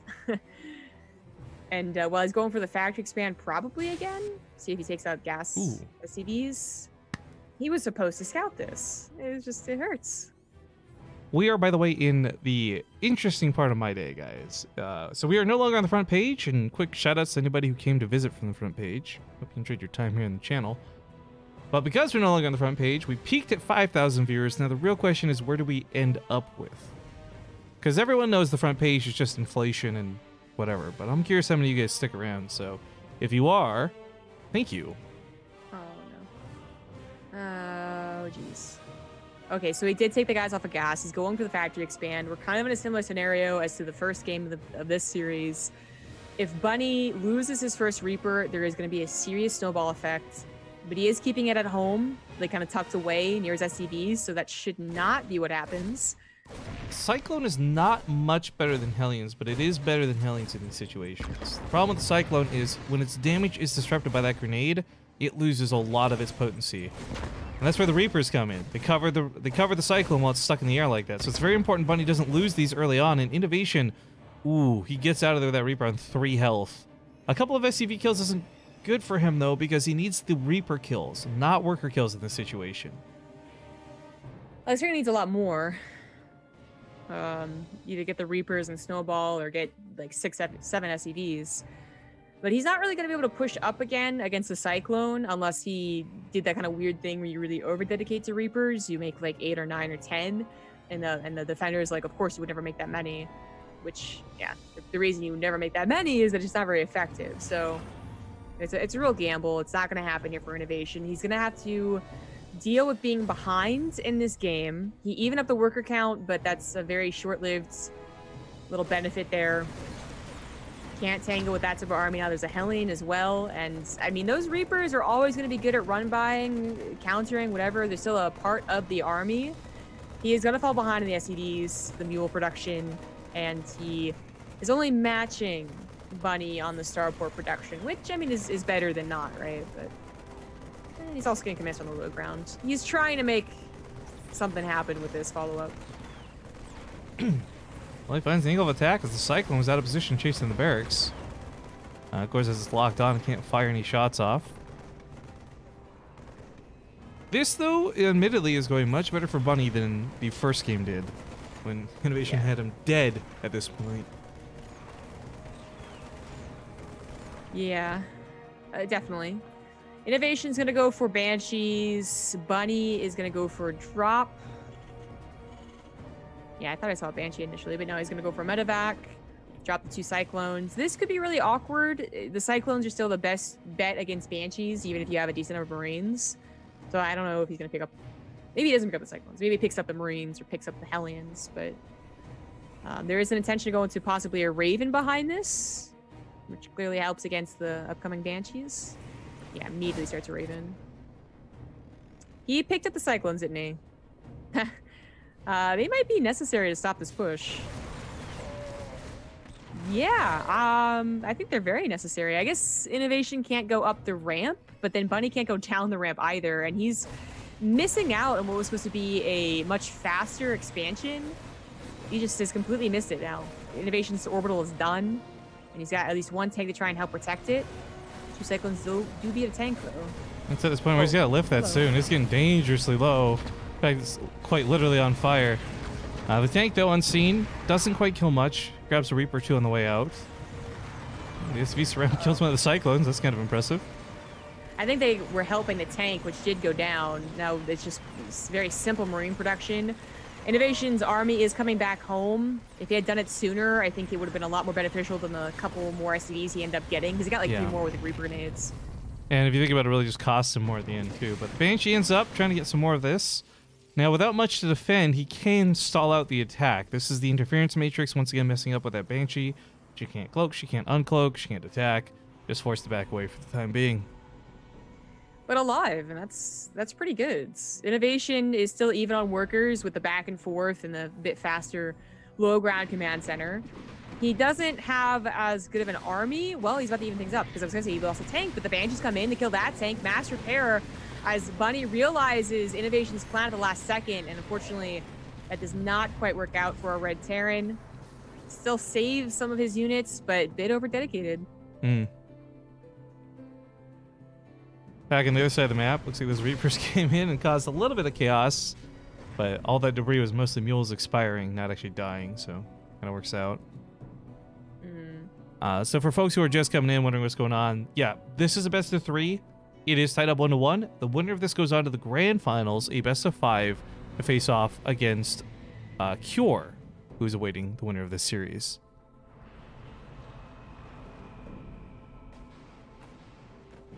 Well, the tanks sieged up are going to be hard to take on, but Innovation can't cover all of his base. Bunny could actually set up like a siege on the right side and just elevate her up. Cool, I hear that donation, but it's not showing up because the screen's broken. We'll get that in a second. Thank you, whoever that was. Tanks fire, though. Bunny gets some really good shots off. The Banshee should clean this up, though. 10 workers go down for Innovation, but the army's going to hold. And, ooh, even the medevac there at the very end. Nice. That was... If the Banshees had been more on top of the army, I feel like he might have been able to get away with either less SCVs killed or less Marines killed. Because right now, Innovation has a slight army supply lead. It maybe could have been even up by 15 or 20 instead of just like 12 or whatever it is. So he's about to make it even further. He does tangle with the Vikings, but no support for his own means he has to be very careful. This is going to be an evening effect once again. Since he's down 12 SCVs, these guys are actually just going at each other's throats on Fracture, the smallest map. It makes sense. This might be a little bit too much as that tank goes down. The bunker's not done. The Viking barely doesn't win the war for Innovation, but that only leaves Bunny with 1 Viking. Still having to take out 2 Banshees. That does a lot of DPS. They find yet another tank, and, well, what turned out to be an even back and forth punch to punch ends up finishing with Innovation dominating the army supply. Unsiege the tanks! Unsiege the tanks! These SCVs being real heroes, though. Are you serious? Is that actually evening things up again? Oh my god. Really? Yeah. It's a slugfest here in Game 3, Zombie Grub. Jeez. I thought the 2 tanks were going to do it, but no, they didn't unsiege. This one's going to get taken out by the Vikings. At least it takes out 1 Viking on its way out. But Master Fair goes down like, this is so crazy. Innovation has Stim, all right? So that's something we have to talk about for the future. He has Stim, but Bunny has a 3rd CC. So what ends up looking better as we get into the mid-game? I think in these lower stake engagements, the 3rd CC... Because, I mean, okay, you've got Stim, but it's on 3 Marines. That's not really going to accomplish too much. Also, that donation, I'm assuming comes from Pompous, who was trying to donate, but as I said, the things are kind of borked, so it came up as anonymous. Tipping $3, says, salty chocolate is disgusting and wrong, and I'm actually with you on this one, friendo. I don't like that whole salty-sweet combination they try to pull off. I mean, that's weird to me as someone who, like, loves salty-sweet, but it's also... I mean, if it's the same guy, which I think it is, there's the difference between, like, I personally don't like it, and I think it's the stupidest thing ever, because I think it's a very popular combination. No, it's wrong. I think it's a popular combination. I don't know. A lot of people are wrong then. I can't believe you're so against it. I mean, I'm not. It's actually mostly just because you're pro for it. I'm very against you and the raisins thing. Yeah. I was going to say, I gotta bring this back somewhere else. So. If that's what you expect, you know, to die in that cross, I'm actually just gonna be like, you know what? I don't really care that much. I don't like raisins chocolate. are not that important to me. Raisins and chocolate are not that important to me. I know that all too well. The Vikings advance forward, and they are gonna actually take these out. A little bit awkward though, because the numbers were so close. And once again, another very scrappy potential engagement. But I do like that Bunny's taking the time to repair these Vikings. Air control is gonna be everything here. If nothing else, just basic vision. As you can see, your tanks are having trouble shooting each other, and it's all about that vision. I think Innovation might just be too far gone. His 3rd CC timing is now matched or even better than Bunny's. He was ahead in Army, he was ahead in SCVs, and he had that Stim. Maybe once again Bunny holds. Maybe? Maybe? No, not even. Okay, Vikings landing on the high ground is actually kind of a big deal. This takes out the tanks, but now can get on top of that Stim. And if he can snipe off Bunny's Stim, that's huge. He's gonna be able to follow up immediately, though. Like this is game. That was It's a bit questionable, and if Bunny had been able to get a third CC down location in some weird world, you know, maybe, but that is. GG. All right, we are going to get that really super sick finals I had talked about earlier. It's Innovation moving on to fight against Cure. Now, I want to be clear, guys. I'm happy if I'm wrong about this, but I am very, very pro-Cure, so I do believe Innovation will die in these grand finals. But it is a best of 5, not a best of 3, and there's some more games to be had. Either way, I'd like to thank you all for joining us this morning. I am going to go to a small commercial break, and when we get back, those grand finals. Thank you again for that $3 donation, dear Anonymous / possibly Pompous.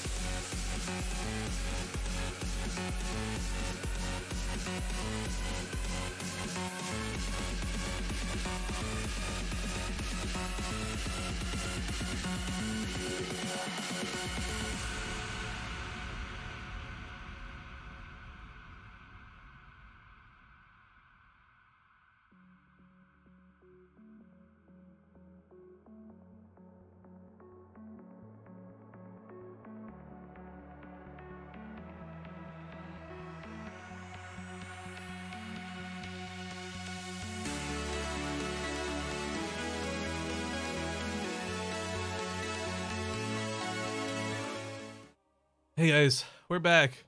Well, I'm back. Zyreup's BRB still too. We're stretching. We're playing with our cats. Welcome back. Which one was it? Right now. Okay. Game starts up. It's Innovation versus Cure Grand Finals on Parasite.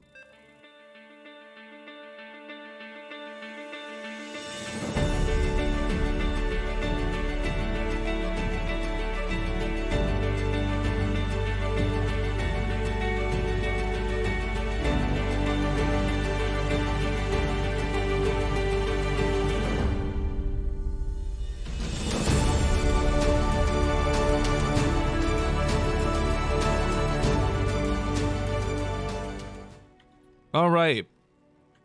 It's the Olimoleague Grand Finals, folks. Now, I'm going to try my best not to, but I may have to tap out. Not of the cast, but just for a bit, because I'm having some real trouble breathing. Getting here into the Grand Finals, but one way or the other. It's been a long road to TVTs to get here, and spawning in the top left, he's one of my favorite TVT players. We have the purple Pure. The bottom right, he's been 2-raxing up a storm. It is O Gaming's Innovation. And he is doing a proxy. Yep, loves 2-raxes. I mean, you could kind of see why, though. There are very few scenarios where this auto wins, but we saw that. And there's also very few scenarios where this doesn't do near enough damage and is permanently behind. I mean, the last game we saw, it felt like it really didn't do a ton. You know, Bunny seemed to have like a fairly good answer to it and good micro against it. Yet Innovation still came out even, and then the rest of the game happened, and, you know, well, we don't know what happened, eventually won. So there are definitely cases where this does fall flat and it's like laughable, and maybe you don't do it every single game. But there's also a case to be made that it is something you can open up with.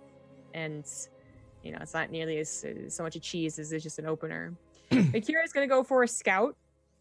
And he is factory expanding. He can just make sure to keep his Reaper in a secure location once he realizes what it is, which is right now. He's like, okay, it's a 2-rax, it's a proxy. And he has a pretty ideal build up against it. Yeah. If he just micros correctly. Just a comment, guys, because people have been suggesting this a lot. I've been to the doctor. They've just basically told me it's taking you longer to get better because you're old. Get your shots faster next year type thing. Like, it just pretty much just sucks. Can't really do much about it other than keep drinking water and keep resting. So while I appreciate the suggestions in chat, guys, it's been 2 weeks of this. I'm kind of sick of it. Thank you. Yeah. We'll see how many SUV losses there are. Ideally, Ooh. less than 4. I mean, he still might lose a Reaper here, but getting that first one from Cure is a pretty big deal. Yeah, and keeping all of his Reapers alive. This is how it snowballs. Now, a Hellion helps a ton when the numbers are still but not low, if it but can't actually get the that was shots. perfectly executed by Innovation or poorly from Cure. Everyone to spin it. This is going pretty well. And he's gonna get the other one. Oh my god. This might be it. Too many Starting to SUVs snowball pretty badly. Wow. This is what happened to Bunny in that very first game. But Cure actually had the advantage of knowing it was on the way, and he still lost out in the micro. The problem is, even if he stabilizes now, even if he kills off all the Reapers, and that's the end of the attack, 12 SCVs down, 10 behind his opponent. Right.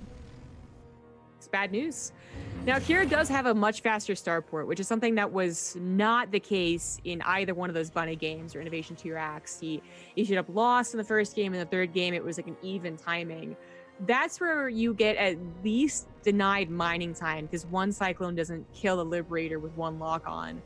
But it is one of the longest maps forced onto them. This is default first map, and I'm not sure exactly how the timing will work out, but Innovation's going to probably try and get a Viking as fast as possible, or he's going to accept not having mining for a good, like, 8 seconds. Yeah. What's going on there? Cyclone anti-air is kind of weak. Again, the overlays and things don't seem to be working properly today, but $6 coming in from Old Zine. Just a little appreciation for the Pylon Showmatch cast. I enjoyed it a lot. I'm glad you did. Thank you very much. We've been getting mixed reviews on that one, but I enjoyed it. It was a lot of fun for me. So this one I'm talking about, we're going to watch... Oh, he went for a Widow Mine as a follow-up. Interesting. Job done. Yeah, it does. You know, when it builds rather quickly, it doesn't take up your starport production. All right, then. That's an answer. Now he loses 4 SCVs, but he still finds himself ahead by quite a few, still ahead in the command center, and ultimately Cure's follow-up didn't do the damage it was looking for. Wait. Yep. It's rallied to the weak Marines, or the weak SCVs too. Like, he's really hoping this gets 2 kills. And it just might! Wow. Oh my god, that Marine was actually so worth it. This SCV got the kill too, by the way, hype to him, but... The second I can't believe that worked! The second Marine could get 2 SCV kills. They just could tap out. No, he won't, because it's the tap out. Oh my goodness. Innovation takes game number 1. Well done. I'm just going to show how cute Apollo's being. Hey, Apollo. Which way does the mic go? Yeah, we don't care what you sound like, Zombie. Get your mic out of there. It's all about your cat. You're just making it worse. I don't know how to make it better, to be honest. There we go. Hey. Oh, he's doing the little kneading thing. I don't know if you could hear it. Is he purring like crazy? He's purring so much. Your cat purrs are just the best. I wish I had a cat right now. Sleep with me on my chest. I swear, purring heals you too, man. My cat, when I lived back with my parents, like, anytime I had like a tummy ache, she could sense it. She'd sit on me. She was like this like nurse cat. The warmness would make my tummy feel better. The purring, I swear, would heal it faster. I don't know, man. Cats are magic. Well, heat would help. That's like what you do when you have like cramps, is you put like a heating pad on your stomach. And then also cats' purrs have been proven, I thought, to be like the same frequency as when they like you ever seen or had it done to you where they put like a thing on your arm or whatever if you have arm pain that goes like a different frequency? No, but I believe it. Yeah, apparently the purr is the same thing. Yeah. All right, well, ladies and gentlemen, Lost and Found comes up. See you in game.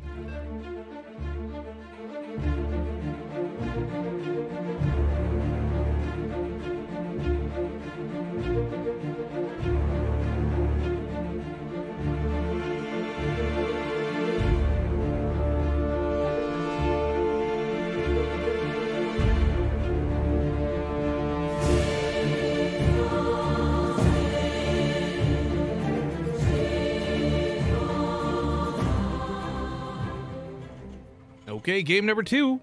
Spawning here in the bottom left, about to get proxied once again. We have the purple Terran Cure, who's down 1. It's not right going for another T-Rex. It is the Red Terran Innovation. Now, I think what's really important to highlight here is Innovation's build, if you want to call it that, his proxy, his cheese, his whatever you want to categorize it as, is something that really was an element of surprise. I think Cure is going to be a little more on guard about this, and I don't imagine we'll see him play very greedy. I don't know. Well, he got the then it SCV takes a second scout and guess. the factory expanded. I don't know if he can be any more prepared than he was. I mean, maybe he goes for just like a straight up one base right now, and he doesn't bother SCV scouting, but that still comes down to micro, which is what he ultimately failed with last game. Some interesting question out of chat from Lunatic. I have a question. Where are these guys located while playing? At their home or some events? This, for like weekly events and online tournaments, they just play from the comfort of their home. Sometimes they even stream their matches. But if you're seeing big productions like GSL and live events, then yeah, they go to a studio. But this is all, we're in our homes, they're in theirs. There's no crazy big event. This is just the weekly Korean tournament, the Olimoleague. Yep.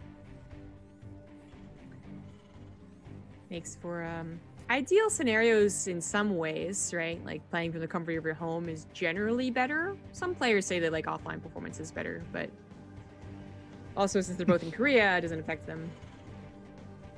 You know what it is, Zombie Grub? What? It's the length of your hair. You've got the devil's locks.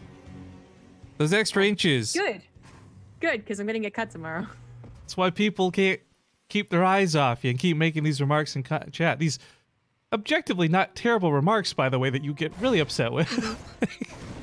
I think saying like, so I haven't purged anyone that was like, you're pretty, but I have been like every comment has been like, wow, you're really sexy, which I always feel is just a little bit more gross. I'm with you on that. But also gross was getting surrounded by those SCVs. 6 segue, Rifkin, high five. As Cure actually takes care of this so much better than last time. And as we saw, Hellions don't do well against Mass Reapers. This time it will work because it'll be backed up by a second one. 1 single Hellion shot is weak sauce. 2 can actually blast away the Reapers. It's complicated if the Reapers have a decent concave, and there's like 5 of them, for instance. But at 3, with some good micro here, I like the Hellions, ends up taking out down almost every single one. Yeah, it would have been nice to execute that last Reaper, but even then, like, the job's already been accomplished. The biggest thing you want to stop with this is the snowball, and that's been fully halted. In fact, the command center boldly in the face of Innovation doing this is almost like an FU move, but also just a great way for Cure to get ahead. Yeah. This has gone a lot better. But you know, maybe the mid game still goes okay for Innovation. This is one of those like, wow, this is exactly what Cure wanted from the opener. He did faster command center, even if it's not on location, and much faster starport with a decent amount of defense still left over so that he could, you know, not take any more damage from the Reapers. Now he does initiate a counter, so if Innovation did run back in with the Reapers, he would have a decent chance to kill the Heli, install at the command center, and then get some SCV kills, but he's a little late to it. It might still happen, though. That's 5 Reapers. Quick apologies, guys. The sound got all bonked up there because I pressed the wrong button. Hopefully it's fixed now. Hopefully it's a bit better, and if it's not, we'll play with it another time. Well, as the Reapers get in, though, man, this is not how this was supposed to go, Cure. Yeah. That counter that he didn't even get executed. He runs back home, realizing he made a grave mistake. He maybe thought Innovation would not continue to build Reapers, which is fair, but I also feel like Innovation building up to 5 more is also fair and has worked out really well. These aliens just being tossed and juggled too in that mineral line. I got pretty bad for him. I guess the thing is, Innovation, through all of this, what surprises me is he actually finishes his command center pretty much before Cure. Yeah. Well, I think Cure's really upset about using his Hellion and Reaper to go across the map. If they were at home combined with the second Hellion, that doesn't do nearly as much, but he thought there'd be an opportunity. He gambled, and it was wrong. So, highlighting something that's been brought up for a topic of discussion, people really like pointing out when I'm wrong, and that's fine. And Innovation, I said, would probably die to Cure, because I've got a lot of faith and confidence in Cure's TVT. But I gotta acknowledge a couple things, right? One is, like, sometimes he's having an off day.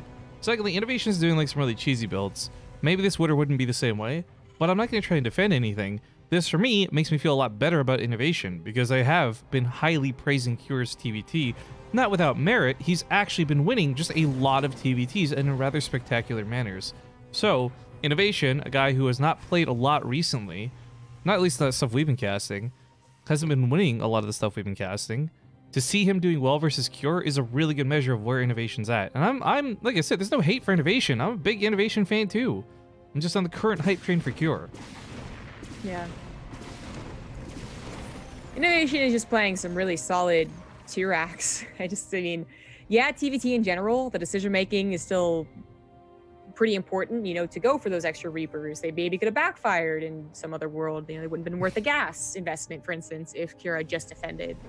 But he is making all the proper decisions. Cure is the one forced to recover, and while he does have very good TVT, you're definitely not wrong. He is being set back so much, not just 5 SCVs, but 10 plus. That is a hard recovery.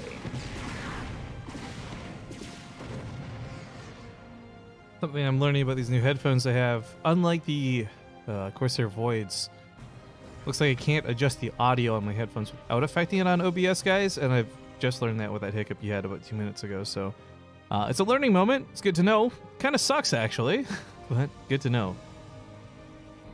Also, Zombie Grub, I'm going to go ahead and make an executive decision. If you'd like to go ahead and ban that one guy, Jim Heckler, please feel free. Oh. Okay. Mods, if you watch the VOD of this later, that one's on me. I don't know what else he's been doing, but okay. Oh man, this guy. Chicken Man just subbed for 18 months, and I don't know if you caught this. He was streaming earlier. I stopped by his stream. I knew he streamed. I didn't realize he was going full, like, 1986 hair, makeup, and rock and roll. It was quite the experience to hop into. Thank you for the 18 months, man, and you have some weird-ass alerts. Mentat as well, or Mount, or MT, whatever. Thank you for the Twitch Prime sub. Guys, I know I've been trying my hardest not to do the Twitch Prime and talk about subs thing, but we are at 1,391 subscribers at the moment. We are 9 away from 1,400. So I'm asking and I'm begging and I'm shilling. If there's 9 people out there who are either willing to subscribe or have your Twitch Prime off cooldown, please consider using it. 1,400 would be a really sick number to end the stream on. That would be sick. Reach for the button, guys. I think you say reach for the skies.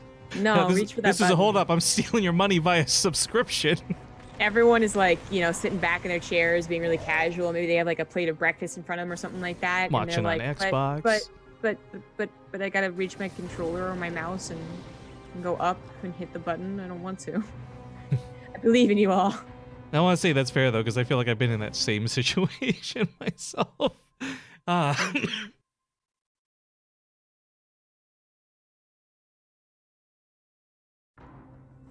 Anyways, Srifkin dies again. Yeah, this muted, we do sorry. have so much going on for Innovation. While nothing much has happened since those Reapers, it's all been because they've both been macroing. Oh! And while both were macroing well, Innovation simply had a substantial lead. So Kira barely is going to hold this with the anti-armor missile, it looks like, but he's still behind. You say barely holds this, but I think that's a very important distinction of how he chose to use his energy just now. Because as we saw, Innovation comes in, he does the classic, okay, interference matrix, take out the tanks. Cure chooses not to do that, but instead go for the anti-armor so he can blitz through it. I mean, okay, you're right. Cure's behind still. Let's not paint this to be better than it is, but it's still a really cool decision that he chose to make in that very tough situation, frankly. There's a lot of army coming his way. Yes, it was. But he still is behind. Like, this is, you know, going back to what I said 5 minutes ago, it's like Cure is still very good at TVT. There's no disagreeing with that. It's just that these games have put him in such poor positions that all you can do is be like, well, that's good decision making. But that's, you know, the most you can give him because he's still behind in upgrades, army, SCVs, command centers, literally behind in every single aspect of this game. Feels bad, man. Hey, there's one. Psy Storm. I know the alerts aren't working on the stream, guys, but thank you for the Twitch Prime. That's one down. Couple more to go. Epler. Well, hang on, wait.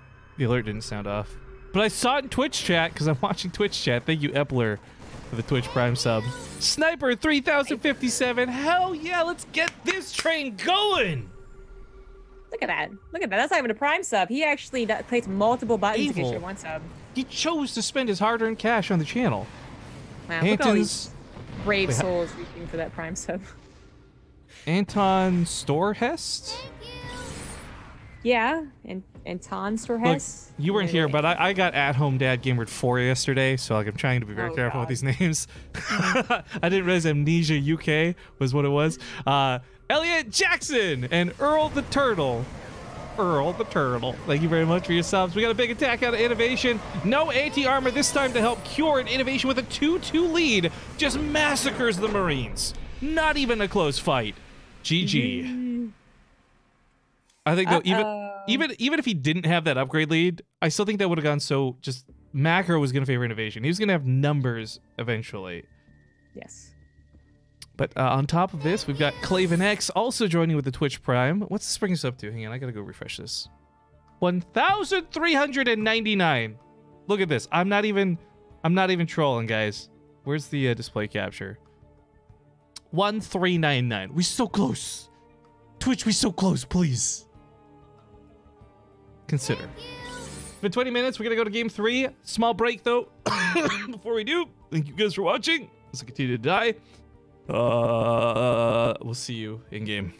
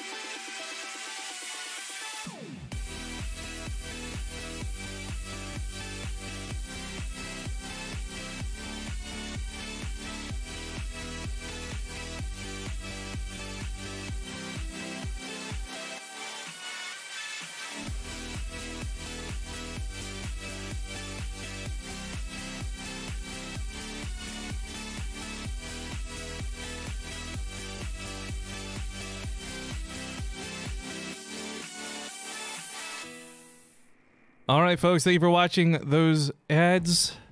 We are getting into game 3. Or more notably, it is match point. With 2 points on the board, looking to win this week's Olimoleague. With this game, we have the Red Terran Innovation. Top right, as the Purple Terran, he is Janair's Cure. Oh, and hell yeah.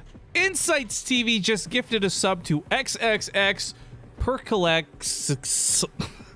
Thank you for that gifted sub. That pushes us to 1,400. That's a nice number to end the day with. Thank you guys so much for that. Amazing. Now we finally have Innovation not too raxing, so we're gonna have some time to talk about things. Someone asked in chat, and I responded in chat, but I'll also say it on stream. What is the downside of the T-Rax? I think actually a perfect example would be last game if Kira did not move across the map with his 2 Reapers and a Hellion. He had faster starport, he had more SCVs, he had faster command center, and if he had kept everything at home, he would not have taken any more SCV damage. So that. Well, the other part of the T-Rax that comes with it to be evaluated is the commitment part of it too, right? You can go for the T-Rax and fall back early on, not commit a bunch of Reapers, thus gas and minerals, and you walk out on a not bad spot because you've got scouting through one of the 2 barracks, you've caused a little bit of harass. Like, there's different levels of like what the downside for it can be, right? Yeah. There's also just that, you know, one, there's maps that aren't good for T-Rax, like this map, for instance. And other is just like you could mess up. It's as easy as losing that first Reaper, and then suddenly the T-Rax looks stupid.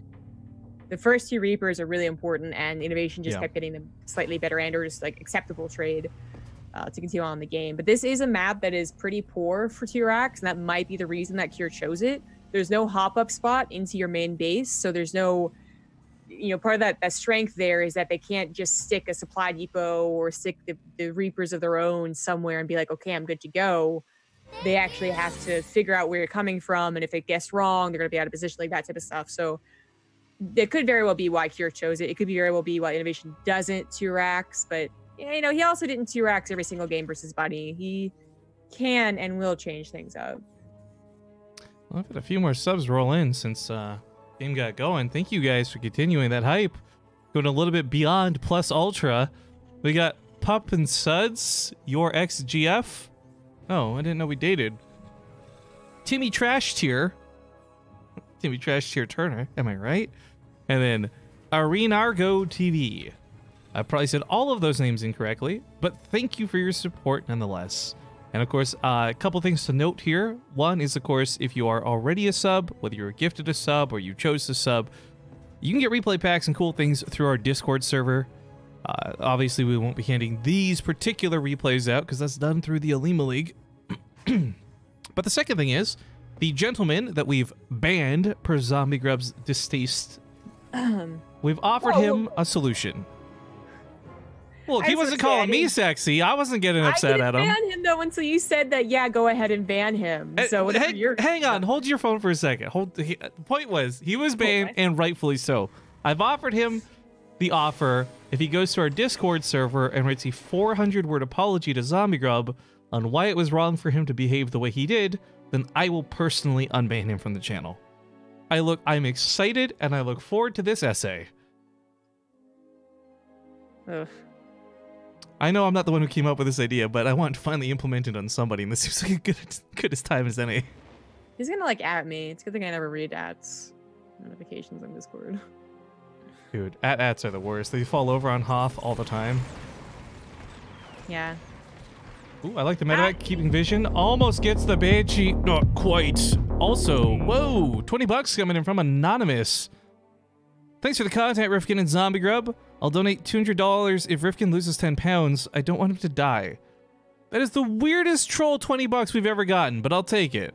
And if I do lose 10 bucks, I don't expect you to follow through because you're probably a dick, but thank you for the 20.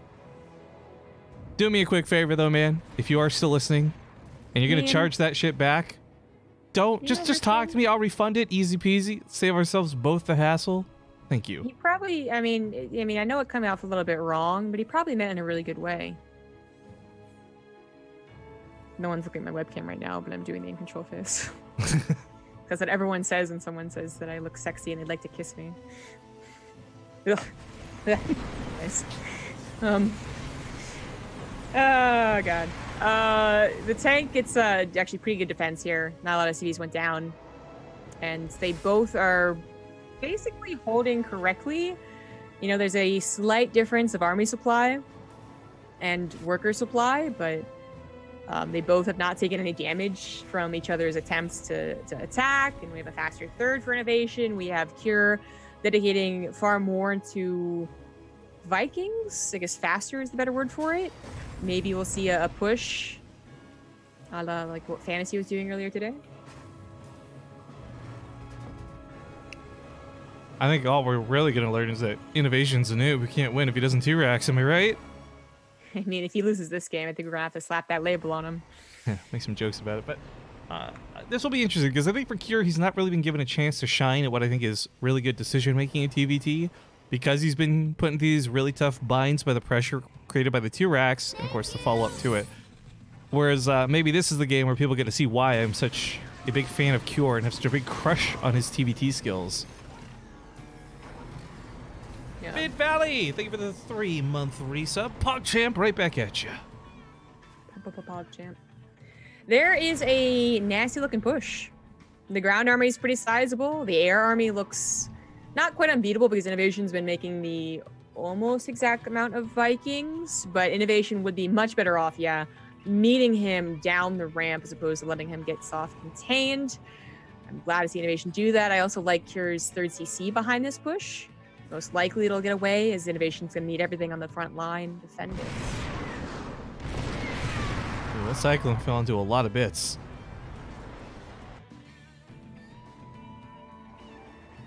Unfortunately, there's no Liberator with this. Air control favors... Well, actually, it favors whoever uses the Raven better, but right now, just numbers. Cure's got more Vikings out in play.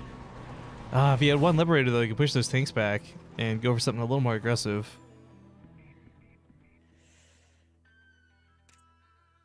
Huh. It's a pretty weird use of his Vikings. Innovation tries to cut them off, I guess was his plan. Or maybe just repositioning. Either way, 3rd CC is scouted, sees that Innovations is much faster, so that's got to feel good because he's protecting it as well by moving out like this. Not just not getting caught on a ramp and a choke, but also protecting his 3rd CC. And even with Interference Matrix, is this really going to be worth it? Innovation has his own coming forward, Banshees as well. Yeah, the tank set up very awkwardly here. The Vikings land to take out the 2 tanks, but the Interference Matrix already wore off an Innovation. Oh my god, that was disaster. Mistakes were made and Cure dies 0-3, which breaks my heart. Not just a little bit, but a lot. And Innovation will walk away as this week's Olimoleague champion. So congratulations to Innovation. Yeah, GG. Wow. Oh, this guy says he's sent his essay. That's fast for 400 words. He did that thing that you try and get away with like teachers, where you put 2 legit first lines and 2 legit last lines. Yeah, like he copied the entire title. He's like, I want to apologize for my inappropriate and misogynistic outburst today during the BaseTradeTV Olimoleague Korean Weekly Tournament Windy broadcast. Oh my god. Ah. He also maybe put it like in like an extra big font, right? Double space, so he's on the paper. I'll read this later, Jim, and we'll see if that's an appropriate apology or not.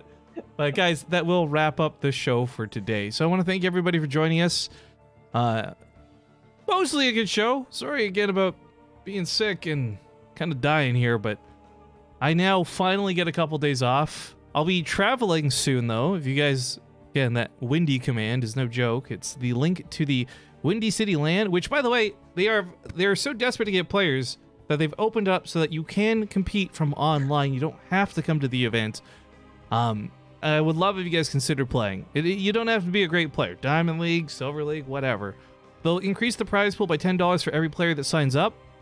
And there's a chance that if there are low signups, you might, as a Diamond player, walk away with like 2nd place. Either way, if you live in Chicago, I hope you'll come out for the actual event itself. Like I said, I'm flying there this weekend. I've never been to Chicago before, so that's going to be interesting. I have, by the way, I've spoken with the organizer. I'm like, look, I need exactly 1.5 hours free on this day because it's Pokemon Community Day and I'm not missing out on it. So I'll be doing a little bit of Pokemon Go while I'm there too if anyone happens to also play the Pokemans Go.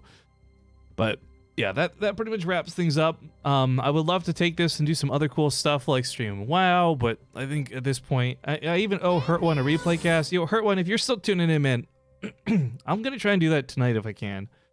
Possibly, but like I said, it's not even my throat anymore. It's just breathing is difficult. Anyway, sorry, that's going on. That's it. We're done for a bit. Like I said, I'll be back this weekend with the Windy City LAN. Otherwise, I'll be just trying my best to take it easy and get better faster by not drinking water and staying up all night. But Zombie Grub, thank you again for joining me. I guess I'll be seeing you in a couple weekends, but till then, you got anything cool going on? Nothing specific, but I am gonna try, streaming more than usual this week and push the sub goal before I leave for BlizzCon. You can follow me on Twitter at TG Gaming, Twitch, and YouTube are both Zombie Grub. Also been uploading like ladder games and stuff to YouTube if you missed it.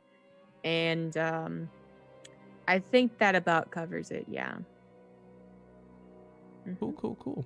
Actually, there's one more thing we'll be doing. I forgot about this. The Crank Team League, which I will be here for, I think. I've got to double check my flight. I forgot about that. But yeah, Friday the 19th. So that might be my last cast there. I've got to double check if the time works for me or not. But yeah, we got the Crank Team League stuff still going on. The QCL. You guys have missed out most of it. We are kind of actually near the finals of that. We've got what? The finals of the winners bracket, finals of the losers bracket, then the overall grand finals. Been a pretty interesting, very unique league. I've enjoyed it. I hope you guys have too. But that being said, if you guys could do two things before we go, totally free, won't cost you a thing, but a couple seconds of your time. One is get on our Discord server. It's discord.gg/BaseTradeTV, or you can just type !Discord in the chat. That's where we do a lot of the off-stream communication and discuss games and what have you. And other than that, just possibly hit the follow button so that the next time we're live, you get those notifications and you don't miss out. But yeah, have a good one, everybody. Thanks for watching. I'll run some commercials to end the stream. If you want to stick around, awesome. If not, then enjoy whomever we choose to raid. See ya.